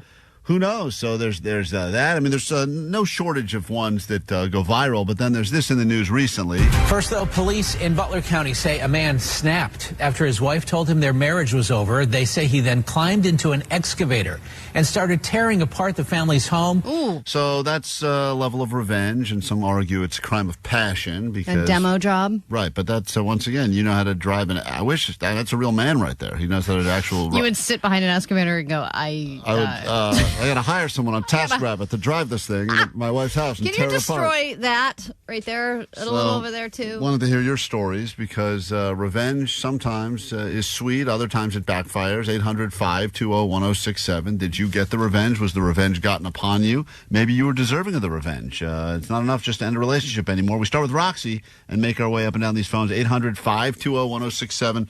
And one of you, just for sharing your story on KROQ, will win a pair of tickets. Field of Dreams, Petco Park, San Diego, Sublime, Slightly Stupid, and more. Hello, Roxy. What happened? Hi. So when my abusive ex broke up with me, I was time to pack all their stuff, and we had cockroaches in the apartment. So I left the box of their stuff open so cockroaches could crawl inside of it. Oh. And then on top of that, I stole their baby albums, and I hid them, and they asked where they were, and I told them that they were lost, and I just held on to them. And now you still have these baby albums from your ex? Yeah. And they have roaches? And all of their stuff has roaches in when I sent it to them. Yeah, roaches, that's a real nice slow burn, too, because, once a place has roaches, never not going to have roaches. Oh, I know. And they probably scurry so fast. You're like, where'd they go? But the baby albums thing is funny because that has absolutely zero value to you. To them, it had sentimental value, and now they think that they've been lost forever and you just have them somewhere? Exactly. What's your plan eventually with the baby albums? You're going to just chuck them? Burn them in front of them? You're going to send like a little clipping of a picture every week in the mail to this person? Oh, that sounds wonderful. I might do that. Or Okay, I wish I had not given you more ideas. Eventually, you'll get the full baby's face. Is this your ear from 11 years ago, whatever, 25 years ago? You're going to get more of it. Anthony, talking about relationship revenge stories. Many have gone viral, and some have made the news recently, including a man that tried to excavate his own family house after the wife said marriage was over. What happened to you, Anthony? I was dating this girl. She cheated on me. So I said, you know what? I started dating her cousin. Nice. And you had that takes some grit to make that happen. But you had no interest in the cousin while you were dating her? No, I just did it out of spite. I'm sure she's happy to know that. Does she know that she was just the back burner, rebellious bone? Well, she knew that when I dumped her a little while later, but yeah. And they were well aware of it now. Yeah. Now she's dating his cousin. Cool. Yeah, it's just a chain reaction. Every cousin only got laid because somebody else got dumped. It's a vicious cycle. That's a number one. There's different ways you can get revenge on an ex, but one of the ways that is the dirtiest ways, and I think stings the most, is when you start dating someone or sleeping with someone, a friend, a sibling. Oh my God, a best one of their friends. Because then that person is in their life, and you have to hear about it constantly. Yes, and that is, and if you're not doing it because you had any sort of actual feelings for that person, you're just doing it out of spite. Yeah. I mean, that is a real level of revenge. But in some ways, that's the only way. Listen, he claims he was cheated on, so she started it. I got the back window of my car shot out after I broke up with a girl. Shot out with a gun? It looked like with either like a 22 or like a pellet gun, yeah. Well, there's a big difference between a 22 and a pellet gun. Not really. Have you seen a bullet of a 22 and a big pellet? They're about the same size. Okay, that's not important. Do you know that she did it? It'd be really weird if it wasn't her fault. Like it was like the next day, like the following weekend. Didn't you grow up near Fresno? Well, no, I actually grew up like 2 hours south of Fresno, but 3 hours south? Do you think any woman is going to waste a pellet on you? Jake, it seems like a real waste. Or a 22. It's a real waste of a pellet. I mean, you go, all right, Jake's out of my life now. Do I want to shoot a pellet at him? Well, my car is parked in the parking spot, like almost behind the apartment, and yeah, I came out, and then there was some kind of hole in the back window. Looked like a bullet to me, small caliber thing. Maybe she put a hole in there to get the smells out of the car. Maybe I can put air holes in this car so I don't suffocate. Hey, Rick on KROQ. Good morning. Talking about relationship revenge stories. What happened to you? Yes, sir. Well, we got divorced. I was feeling vengeful. And she used to let her dog go out on her front yard and just poop in it. She lived in an HOA. So I called the HOA knowing there'd be a fine. She got fined $500. Cool. Well, that's egregious anyway. What's that? Oh, yeah. The fine or the letting the dog poop? Letting in the front dog yard? poop. Right, but I mean, he Letting had to the deal dog with poop that, on the yard, and yeah. but he knew it'd be an easy fine, so he just ratted her out, Cool. knocked her out. Ratted her out. Yeah, did she know that you were the one who ratted her out, or no? No, I told him when I called that I was a UPS man because we had complaints about it. Delivery people. Yeah, that's funny. Who had stepped in the yard. So yeah, I'm a UPS man calling. Hello, I'm a delivery man. You sound a lot like the man who lived in that house for years. No, just making deliveries as I do. That's so funny. Oh, sorry about that. We lost you. There goes Samantha. We had Danny now. You're on KROQ. Good morning. Hey, my ex decided to freeze her eggs, and then she got an anonymous donor for her embryos while we were together. So to spite her, I donated sperm, and then I realized I didn't want to be out there having kids, so I asked them to destroy the sperm, and they told me I had to buy it back. Oh, my God. So you had to buy your own sperm? No, I couldn't afford it. Yeah, it's expensive, isn't it? Let me get this straight, because this is one of those twisted tales of revenge where you were upset because your girlfriend at the time, who had her eggs frozen, decided rather than use your sperm, she was going to go with an anonymous donor, correct? That's right. Okay, because obviously there's something going on with you. Maybe you're cross-eyed or something. I don't know, something she didn't want to pass down. You were upset about this, so you said the best way I can get revenge on this is I'm going to go donate my sperm to a random woman. Exactly. And then you thought the reality of that is, wait a minute, and then maybe I don't want little me's walking around. Right, in 18 years, someone's going to call and say, hey, Dad, you owe me money. So then you said, you know what, change of plan. I don't want this revenge. Let me get my sperm. And they said, you have to give us money for your sperm back? Yeah, they wouldn't just destroy it. They're like, this is good sperm. You have 2 college degrees. We could make some money off of this. And you said, I can't afford my sperm. Now, did they pay you? Maybe I bought it. Did they pay you for the sperm originally? I think I got like $50. So you got $50, and what did they want for you to buy your sperm back? A few thousand. Oh, my God. They were charging you regular retail prices if you were... yeah, it was probably like $1,200 a vial or something, huh? What a markup on that. And they just increased their prices. I just got an email from our sperm bank saying we're increasing our prices. And I'm like, are the people who are donating sperm getting any more money? Because I think you only get $50 or $100. That's wild. You guys are doing it. They wouldn't even give him his sperm back. It's his. And that may be the biggest markup in. I used to think the biggest markups were like orange juice and avocados. This is such a bigger markup. I know. Than that. And yes, they have to freeze it, but there's no way that means that markup makes any sense. He got $50, which still sounds like a great deal for a guy. I still feel like I would take that all day, every day. Because you could do it every day if you wanted. And then, but to then turn around and upsell that to thousands is crazy. Yeah, that's insane. Man. And I love that they're like, it's ours now. Phil talking about relationship revenge on KROQ. Someone's going to end up at Petco Park with a +1. It could be you. What's up?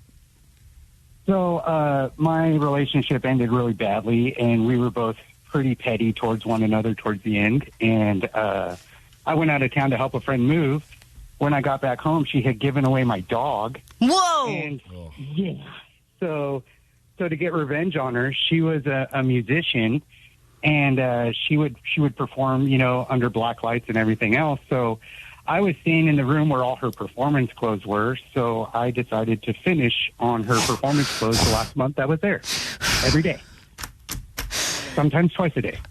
So it could be money. That's money. It's $50 a performance. Plus thousands of dollars. Because she performs under black light, your theory of revenge was, I'm going to finish so that her sweaters light up like a Christmas tree every time the black light comes on. Monica Lewinsky. That's it's kind of crazy. I mean, that is maybe the most. I mean, that is humiliating. That is. You're like, you just shimmy off stage. She's got to do that jig like Ashley Simpson off stage. Old man She's river. Covered in jizz. I didn't know. That is some story. All right. Well, it's Nicole. Welcome. Relationship revenge. Hi. I'm every one of these stories I find fascinating for different reasons. What's up, Nicole? Hi. So my husband cheated on me 4 days before our 1-year anniversary. Not only did I sell his things, I sold his motorhome, his golf clubs, his electric bike, his electric skateboard, and many other things to the neighbors across the street. And only for them to have them now. We're back together, and he says he deserved it. So wait a minute. You sold all of his stuff. That's also rough, too, when you start seeing all your neighbors with your things. And you're like, hey, I think those are my golf clubs. I know. Not anymore. I bought them for $3. So spiteful to do it with just the person across the street. Right. You're not even bringing it to a Goodwill or anything. Yeah, that's my bicycle you're riding by my house. That's my electric skateboard. But now they're back together, and he claims he deserved it. All right, Allie, we could do these all day, but we've got to go ahead and pick a winner. I'll give you one more talking about relationship revenge, and we say hi to Desiree. Hold on one second. Jonah, then Desiree, then we got to go. What's up, Jonah? Oh, what's up? Yeah, so being petty as heck, I know my girl couldn't change her car air filter, and the dealership is like $300. So I took it out and put a frozen tilapia in there. I don't know if it sounded everything, but her car wasn't that far away, so it's pretty easy to open. You got into a fight. You broke up, and you decided to leave a frozen tilapia where? In the car air filter, where you put the... Oh, in the air filters. Right. Yeah. So that's so funny because she has no idea how to fix that problem. So her car just constantly smells now like rotten fish? I wouldn't know. I haven't spoken to her in years, but it was pretty funny. Wow. Do you think after all these years, she's like, what is it? Where is it coming from? Just brings it into CarMax. They're like, we cannot take this car, man. Or you take it into a mechanic and they're like, ma'am, and they show you this fish that's been sitting in your air filter. We found the cause of the problem. Your tilapia light is on. Did you not bring it in sooner? Desiree? Yes, hi. Hello, hello. Hi. What happened? Okay, so in my youth, I had an ex-boyfriend, and he cheated on me. So I made missing dog posters, and I put his face on it. And I hung them up where he used to go skating, and near where the person that he cheated on me with, I vaguely knew where she lived, so we hung up posters in that area. And we ended up getting it right in front of her house, so she was scared shitless. Oh, thank damn. you. That's a lot of... Are you guys told not to swear back there? Or? I don't think they tell them that anymore. All right, Allie, listen, we've heard a lot of stories. Someone's going to go see Sublime. We could do this all day. Sadly, a lot of these relationships have ended in hilarious ways. What's your favorite revenge story that we just heard? I think the man who decided to finish all over the sweaters. All over her performance. What was the reason that she cheated on him? Because I feel bad if he broke up with her and he did that, but I think she was the one cheating, right? I think so. All right. I mean, if you're doing that much revenge, they obviously wronged you somehow. It wasn't just, I don't like you anymore. My vote was going to be tilapia, but, that's just because my short-term memory is shot. Jake, what stood out to you? Lewinsky guy, man. Yeah, Lewinsky guy. All right, congratulations. Your load has resulted in a load of tickets for you to go check out Sublime in San Diego. Field of Dreams in your future, sir. Klein Ally Show. If you were thinking to yourself, why am I not in Nashville now with the Foo Fighters? We'll have an opportunity coming up in about 15 minutes. Get on that list so we can send you as part of KROQ's Road Trip USA. It's you, and it's the Foo Fighters, and it's in Nashville, and we will make that happen. Also, in case you don't want tickets, but you want the gift of eternal life, we will find out what this woman's secret is. Maybe at 3 in the morning, I'd have been thrown away. So there's that. I think we had to bleep some of that. Not really sure what she's saying, but she does have a secret if you want to live forever. Clearly that woman is 1,000 years old, so we will get to that secret coming up as well. And we'll be right back with a look at what's going on in the world, your A.D.D news, and more after this quick break on KROQ. Klein Ally Show in the mornings. The Klein Ally Show. The world famous KROQ. 106.7 FM.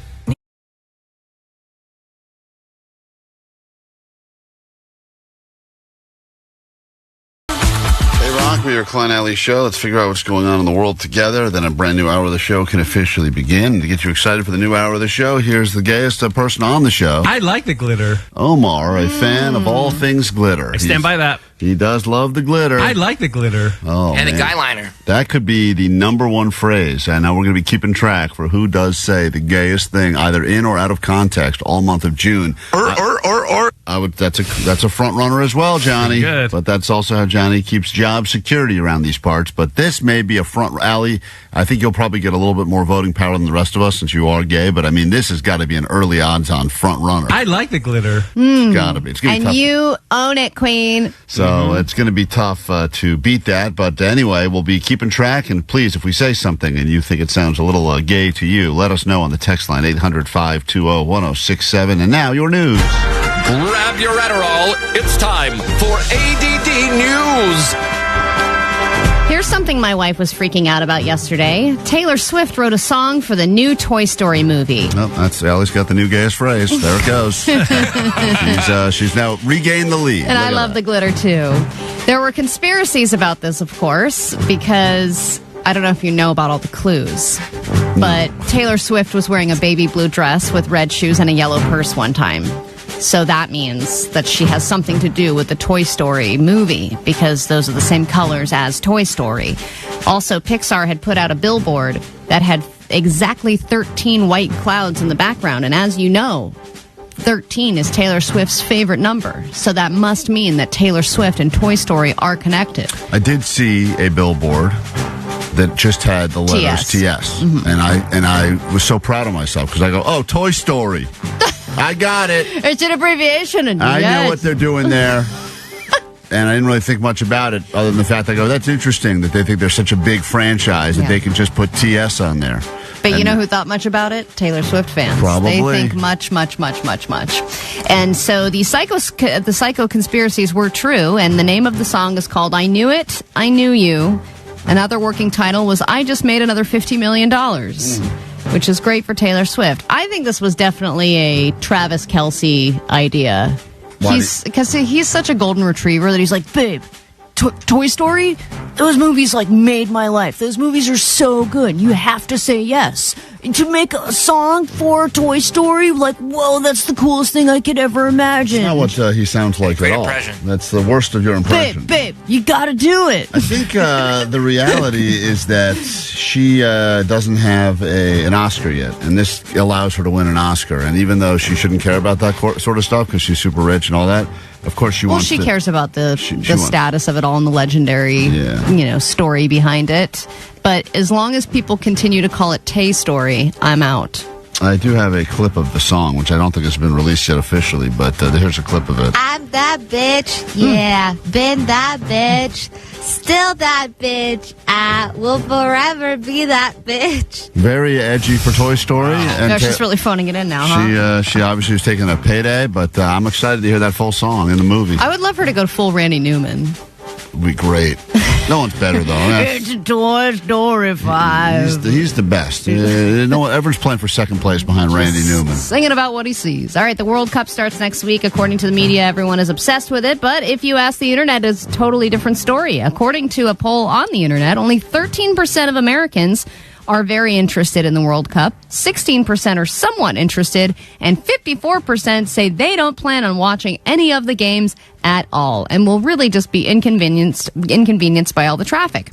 The parking, though, if you do decide to go to the games, are going to be almost just as expensive as the tickets. If you look on Just Park, which is an app that you can get cheap parking on, the cheapest parking spot for the USA-Paraguay match on June 12th is $151 and a 21-minute walk to SoFi. If you park in SoFi Stadium itself, it will be $300 to park at SoFi Stadium, So which why not just take an Uber? should be illegal. Yes. You spend that kind of money on a parking spot, I would want to take full advantage of the parking spot and sit in my car the entire time just to feel like I really got the most out of that spot. I know. Want to I'd get back to my car and be like, did you enjoy yourself? Jake was talking to people in the streets to figure out just how excited people are, and it turns out your stats are wrong. People are very excited for the World Cup. What's your name? Gene Chase. Gene from where? From Burbank. Gene, how excited are you that the World Cup's in Los Angeles? Pretty excited. Haven't been here in a long time. Can you name one player? No. That's real excitement right there. It's Guys excited. Definitely worth $300 for parking. All right, 48% of Americans say they're not having enough fun anymore. But according to experts, the key to having more fun is not drugs and hookers. It's just being better with boredom. Listen to this. It's fascinating. We need to be better at boredom. We need to be elite athletes at boredom, because once we do that, we're going to find that our life feels deeper and more meaningful. The benefits of boredom have everything to do with what happens to your brain when you're bored. A set of structures in your brain turns on called the default mode network. Is the boredom setting in yet? Yeah, this guy should be definitely the official spokesperson of boredom. People should embrace boredom. Well, you're the pioneer, sir. That leads you to flights of fancy, thinking about Flights of fancy. That guy's going to win the quote of the month right there. Big questions, mind wandering, and that's where you find the meaning of your life. That's when the big complexities actually come into your brain. The trouble is that we don't like it, and so we turn boredom off. So the moments of boredom are when your biggest discoveries about your life take place. And if you've ever had a proper vacation where you had absolutely nothing to do and your mind has time to wander, it is kind of a nice feeling where you're like, whoa, I'm just sitting here wondering about stuff. It's one of the biggest issues. Just magical. Oh, shut up, Klein. This guy's competing. That's another contender. Wow. I didn't know there would be so many nominees. It's like the governor. Yeah, it's the beginning of June. We got a lot of months to go.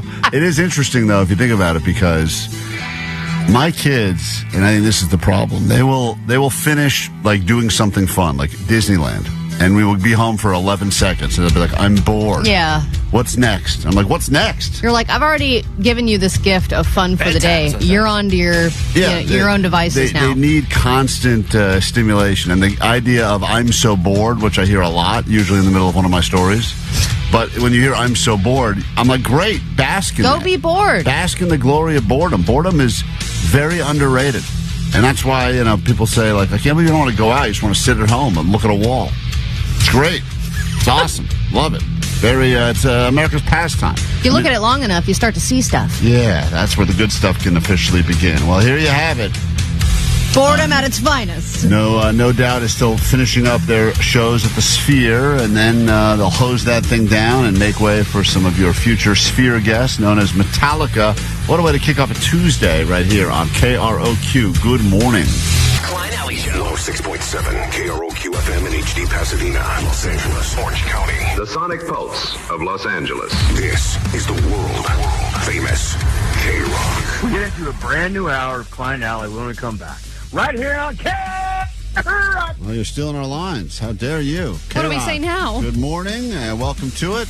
Bonus hour just after 10 o'clock on a Tuesday. If you need us, 800-520-1067 to call and to interact with the show, or perhaps you just want to use us to go see Foo Fighters in Nashville as part of KROQ's Road Trip USA. Call right now. Be caller 20, and let's get your name on the list. A very, very short list for an amazing trip, and we want your name on it. So give us a call right now, 20th caller, starting immediately, 800-520-1067. I can't believe we are nearing our 1-year anniversary of Summer Hours. It was about this time last year that they said, hey, we're going to do a little experiment. A little scam, and we fell for that one big time. In fact, we get scammed very easily. Someone was listening to the show yesterday, and they claimed that you have fallen for a scam, which is nice. Yeah, because usually I'm the one who falls for scams, but this is a person who... I'm listening to the live Odyssey app airing, and Allie going to her sound bath.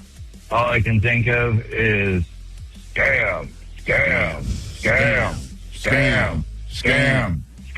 Excuse me. That's the sound of the sound bath right there. I got a lot out of it, okay? And I had lots of wind chimes in my ears, crystal sound bowls. That's right. That's what I paid $55 for. Scam, all right.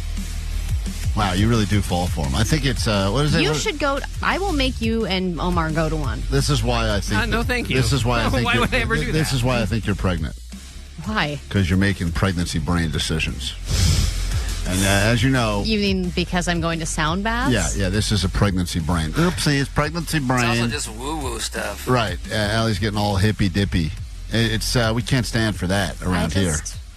Love you guys. Oh, my God. And I want you to experience some joy as well. And I think if you really... It's nauseating. Gave in to the power of sound... You could change your life, too. You could resonate within your body and bring all of your chakras into alignment. Shut up! Hey, Morgan in Woodland Hills. Welcome to KROQ. How goes it? Hey, it's great. How are you? It's doing fine. Anything to interrupt us from whatever Allie was going into. But congratulations. You are the 20th caller, so we add your name to a list. And if we call you back, you're going to see the Foo Fighters in Nashville, all right? Thank you, Klein. You're very welcome. Hold on one second. That is Morgan listening That sounds to like us he's running naked down a street in right now. Woodland Hills. Nowhere near his phone. I don't know what's going on. Where are you right now? I'm in Woodland Hills. No. Like where, though? Where? Are you in your house? You out in the public? Oh, I'm in my bedroom. I'm in my bedroom hanging with my wife. Oh, nice. What is it that you guys do that you can just sit in your hanging bed out right at now? 10 o'clock on a Tuesday? We work in the film industry. Oh, nice. You work Yeah, on we it? actually met you at Pizza Fest. Oh, I met you at Pizza Fest. Yeah, that was a good time, that Pizza Fest. I'm still full Yeah. from that. What, you guys worked on any movies that we've actually heard of or seen? Let's see, Avatar, Transformers. No, can't say that I have. Anything we've heard of? Come on. What are these little artsy Yeah, films? You doing some artsy stuff or something? What is that? Some stunt work. What do you do at? What did you do on Avatar? Doubled Stephen Lang. Cool. So you're a stunt double? Yeah, it was cool. I'm a stunt double. So you know how to get set on fire and roll around? No, I don't do the fire thing. Why? No one's lighting me on fire. No way. Do you fall out of buildings and stuff, though? Well, my wife said she'll set me on fire, but yeah. Oh, cool. I'm not getting set. That's a good revenge By story. anyone else. Wow, that's crazy. You know, I was a stunt double for Fred Savage. Have you heard that story? In the Wonder Years. Yeah, we've all done our You stunt. did no stunts? Off the air, we'll continue our conversation about stunt doubling since we've both done it. That's I pretty think cool. we should use him for something. Who knew? Guy's That'd just be cool. sitting in bed with his wife right now. He's a stunt double And he on could jump out a window. Avatar. And he just won himself a spot on that standby list. So there you have it. Real people just like you and me winning tickets on KROQ. Come back with an old people secret next. KROQ, Klein and Ally Show. How would you like the gift of living forever? This is the old person we're going to meet in a moment. Maybe at 3 in the morning. So you're going to have your translation skills ready to go, but we'll try to figure it out. When we first learned about sweet divots, it was because of an old people secret. And we didn't know what that woman was saying. We still don't, but we say it to each other because it puts us in a good mood. And you can say it for any occasion. We've learned that there's never a wrong time for a sweet divot. We've teased this woman all show long, and I have not understood one word she said. No. And they've all been different things that she said. And she is, had a lot to say. She is speaking English. Someone asked that. Is that a different? No, it is English she's speaking. So she does have an accent, though. I don't know if we have a theme song. English, maybe. Maybe. Yeah, I got it. Oh, wait, it's time now for a brand new round of old people secrets. Here we go. From chicken brain to drinking rain, not getting laid. They call me the barmaid. They call me the barmaid. That's right. Let's live forever with sweet dibbit. Sweet dibbit. Time for some old people secrets. Listen closely. We're going to figure out this woman's secret for living forever, and she clearly sounds like she's lived forever. I'd have been thrown away and listening to KROQ singing on the thing, you know. No, I don't know. Boy, I don't either. But She would have been thrown away on the cliffy rocks of the Donegal? I don't know. Chattanooga? She was almost like a late-term abortion situation. Oh. But she survived, and now she's old. And you read the Irish news from front to back every day, is that right? I get the Irish news every day. Sounds like you're getting the weather, too. So she does deliver the news, or she reads the news every day. So she's a holdout in the newspaper. Tell me a bit about your dressmaking. You were dressmaking until you were 98. And she, this is why she's not only old. Being old is enough to make the news. Being a dressmaker, that's like one of the oldest jobs in the world. She was a dressmaker until she was 98. Yes, I was dressmaking for 80 years. I started dressmaking, I would say, about 19, and old bridesmaids' dresses and all for them, and yes, I was sewing. And I used to sew maybe... Get all that? I think she's making bridesmaids' dresses for mice or something. And she used to sew. Used to sew? Okay. She's the fairy godmother. That's who she is. We've all seen this. You know what I mean? But No. No one knows what you mean. Just stop saying that. We have no idea what you mean, ever. The one thing that we know for fact is we don't know what you mean. you know what I mean? But No. So anyway. I never drunk nor smoked in my life. I've never drunk or smoked in my life. Now That I got. That we got. Is that the secrets to living to 100? Okay, now she asked. She's Now, only this is- 100? Well, I think she's 103 or something centuries old. But she says, is that the secret? And then the woman goes on to say something. So the question now, before we play any more, is what is her secret? Because we did learn a moment ago she doesn't drink or smoke. She did work until she was pretty much 100, worked till 98. I never drunk nor smoked in my life. Is that the secrets to living to 100? Okay.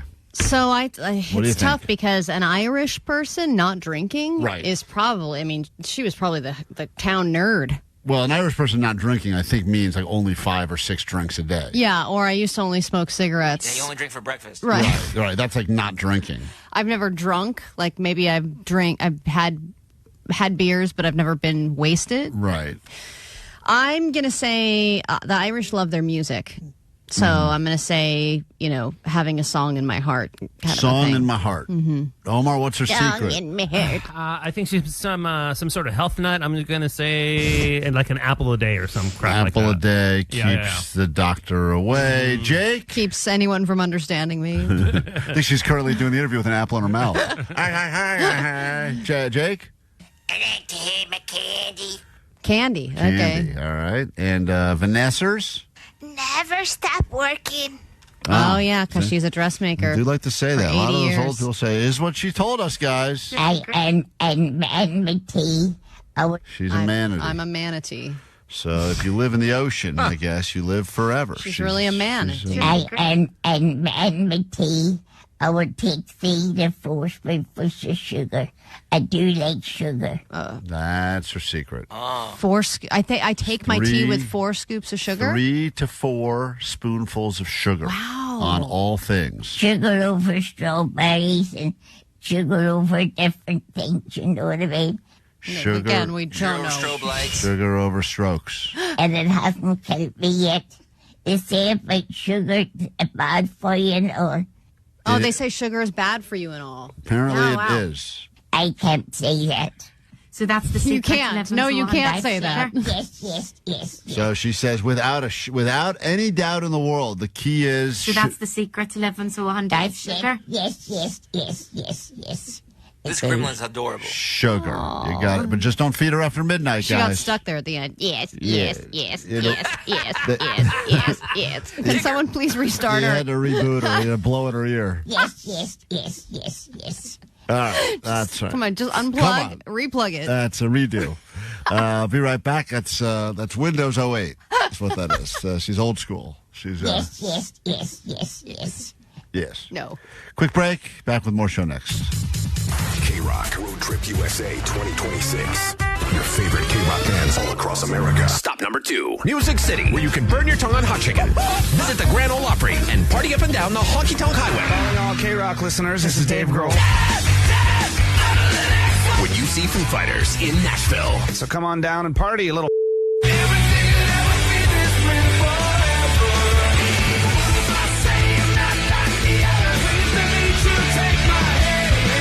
Listen every hour from 9 to 6 to get on the standby morning list. And you could be off to Nashville to see Foo Fighters for K-Rock Road Trip USA stop number 2. Courtesy of RCA Records. Listen to K-Rock all week to win. K-Rock.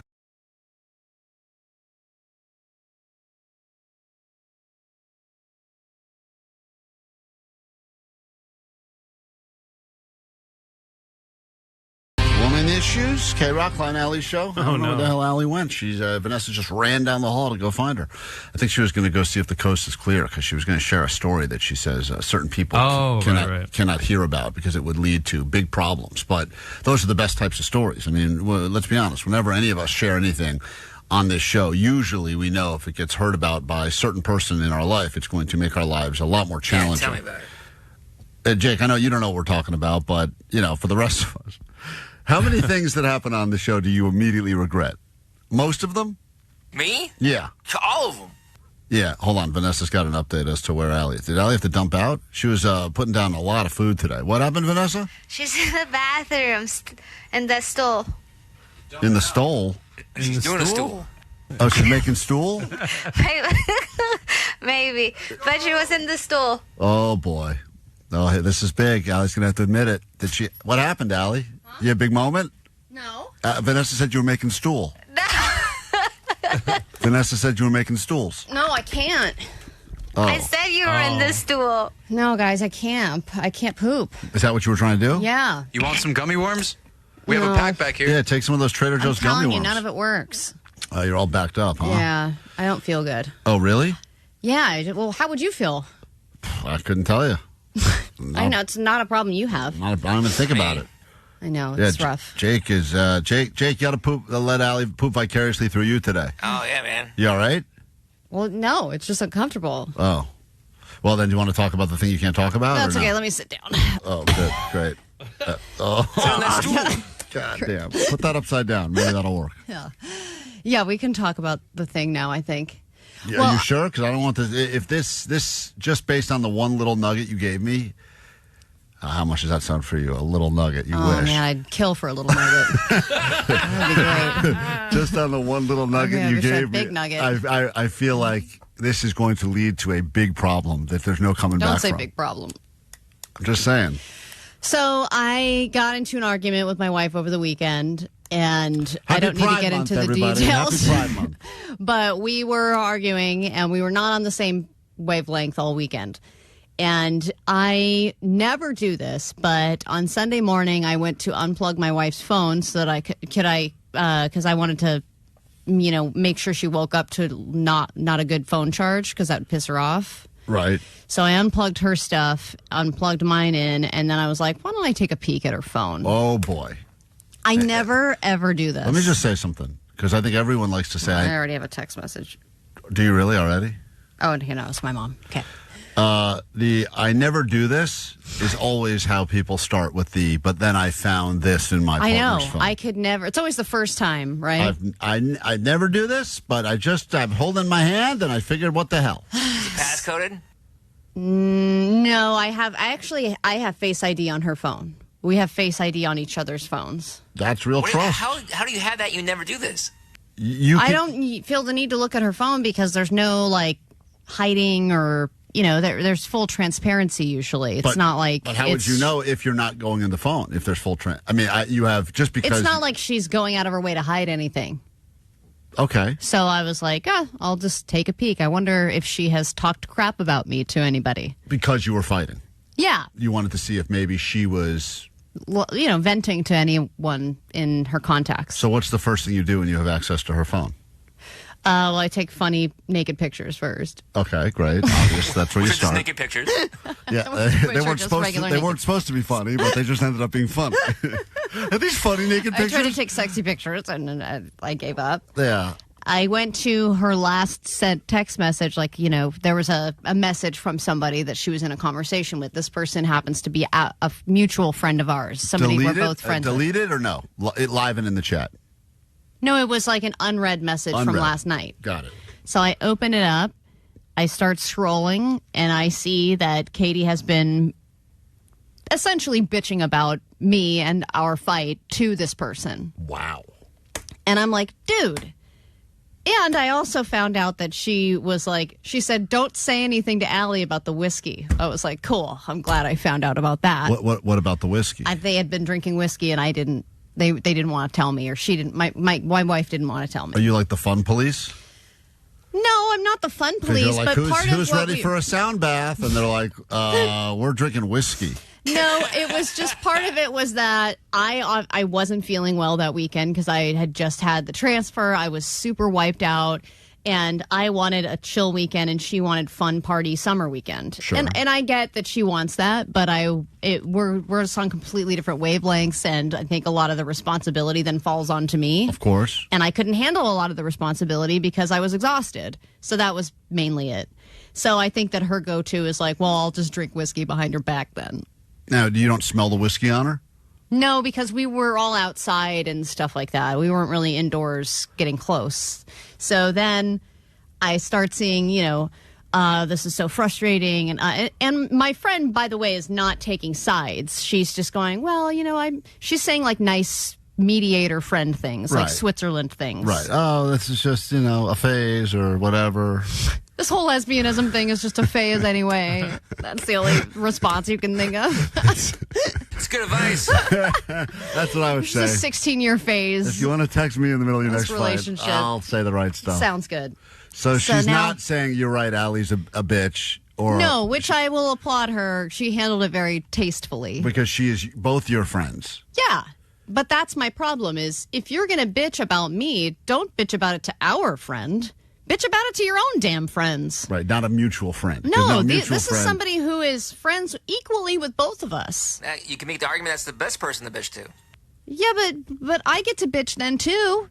What's stopping you? Yeah, you could bitch to her too. That's absolutely Yeah, but that right. puts her in a horrible position. You're right. She constantly has to mediate our fights in a third party. But wouldn't you rather that she bitches to a friend that at least has your back, as opposed to going to a separate friend where she's going to be like, yeah, you're right? Because a lot of times that's what people want. They don't even want to hear the reality. They just want to hear another person say, you're right, you're validated, I'm on your side, whatever you need. You're the best, she's the worst. It's kind of like a chat GPT in human form, right? They just are kind of like echoing back to you what you're saying and being like, and meanwhile, now she's hitting up a mutual friend. And yes, she is tainting the mutual friend's feeling with of her you opinion. now. Right, her opinion about you. And that's why I'm like, okay, now you're painting me. Like, this person, if she were to complain about her husband, we would be like, oh, I know, isn't that the worst? Because we're not necessarily friends with the husband. We are kind of, but she's our friend first. If he was going to bitch to us about her, we wouldn't be taking sides. We would be more neutral. Does she know that you read these messages? The friend? Either of them?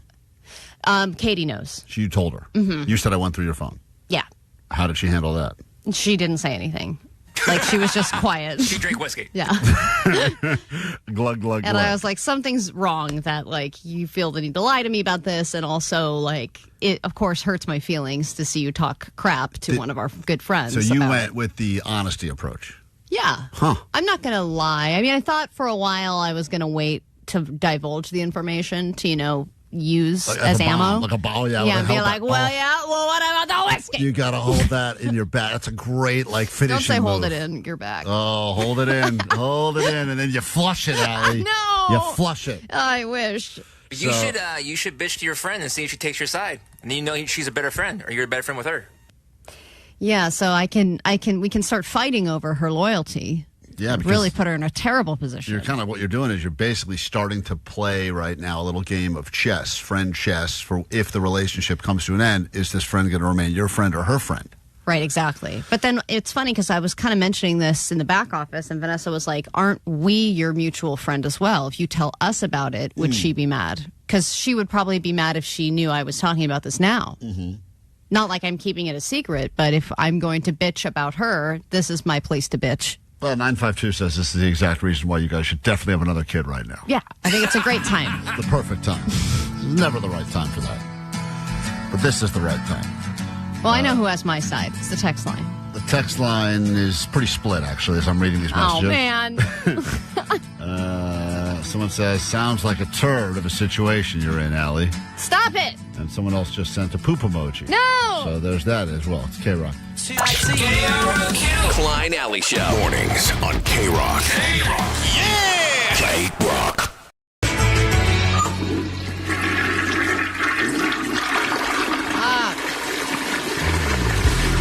And on that note, we will accept your takeaways from today's show right now on the text line or the phones, 800-520-1067. Anything that we did on the show today that you will bring with you into your life and into the world. Share with you our favorites and wrap things up after the Paradox on KROQ. All right, let's get out of here. Sluggo's coming in. He's got more shots for you to go win that trip. See Foo Fighters in Nashville. And, of course, he'll give you that 90s at noon and all that traditional Sluggo humor. I don't get it, but the kids seem to like it. So Sluggo will be in here in a few moments to take you through the rest of your day. You don't get Sluggo's humor? No, I think Sluggo's great. Oh, he's great. Makes me laugh every day. I don't even know what he does. I don't even think he understands he's funny. He's like very... And he just makes it up on the fly. He's very It's amazing. He's the most Jed the fish. Yeah. Of all of the living creatures on this planet. Right, Omar, would you agree he's the most Jed the fish-like in his weirdness? I think so. Yeah. I mean that as a I would agree compliment, with that. celebrating weirdness, because I think he is not attempting to be weird. I mean, No, he's 100% authentic. Authentically weird. What you guys hear on the radio, we hear that off the radio. He And took it's the day awesome. off for his birthday to go to a Jaws expedition. Or exhibit. Yeah, exhibit. But there was something else weird too that he did that day, and that the weirdest, really high. the weirdest Oh, thing, yeah. I think he didn't even think was weird. He said it was like a throwaway, and I was like, "What?" He's like, "Yeah." I was like, "God, you are a weirdo." Yeah, I know. Anyway, they don't make them like that anymore. No, they sure don't. So enjoy some Sluggo hanging out with you over the next few hours on KROQ. And here we go. Takeaways from today's show. What do we got? 626, my takeaway is never ignore it when your tilapia light is on. Yeah, you got to get that tilapia light checked ASAP or your car starts to stank. 925, the best revenge is to jacket on an ex's jacket. Jacket on a Jacket. If you don't know what we're talking about, there's a podcast that goes with the show. You can watch it on YouTube or you can download it wherever you get your podcasts, including... Podcast. Whatever. This is extra time now. 3-2. We don't finish words. Here's another point for Sally. 310, my takeaway is R.I.P. Sergeant Bill Bombay. And 661, my takeaway is Klein is the best lesbian. I sure am. Now, let's Les out. Question 1. How many fingers does it take to satisfy 4 lesbians? If you want the answer to that question, you got to check out the complete show in podcast form. Thank you, Ellen, for agreeing to join us for the 2026 edition of the Lez Off. And sorry, Allie did lose. I didn't really, but sure. Do you have a takeaway from today's show? Let's go with Postmaster Johnny. Allie is full of it. Full of it. Thank you. She needs so desperately to release some air out of her balloon, but she just can't. Can't do it. A lot of people say try kiwis. You're getting a lot of advice on the text line as to how you can get this out of you. Well, there's a lot of things that help with that I can't eat right now. So. Terrible timing, too. You went during the shortest break we had on air. Yeah, it was a weird time you picked. Just trying to use the time I got, guys. No one tries to dump during a Blink-182 song. That's a real take. I didn't know a Blink-182 song. She's like, let me dump out. I didn't know that was the next song playing. All right, what's your takeaway there, Vanessa? Yes. Yes. Yes. Yes. That's very funny. Restart Vanessa over there. Jake, you have a takeaway? Yeah, the Lez Off is a very Liz fair. It's not, according to Allie, the Lez Off is not Liz fair. That's for sure.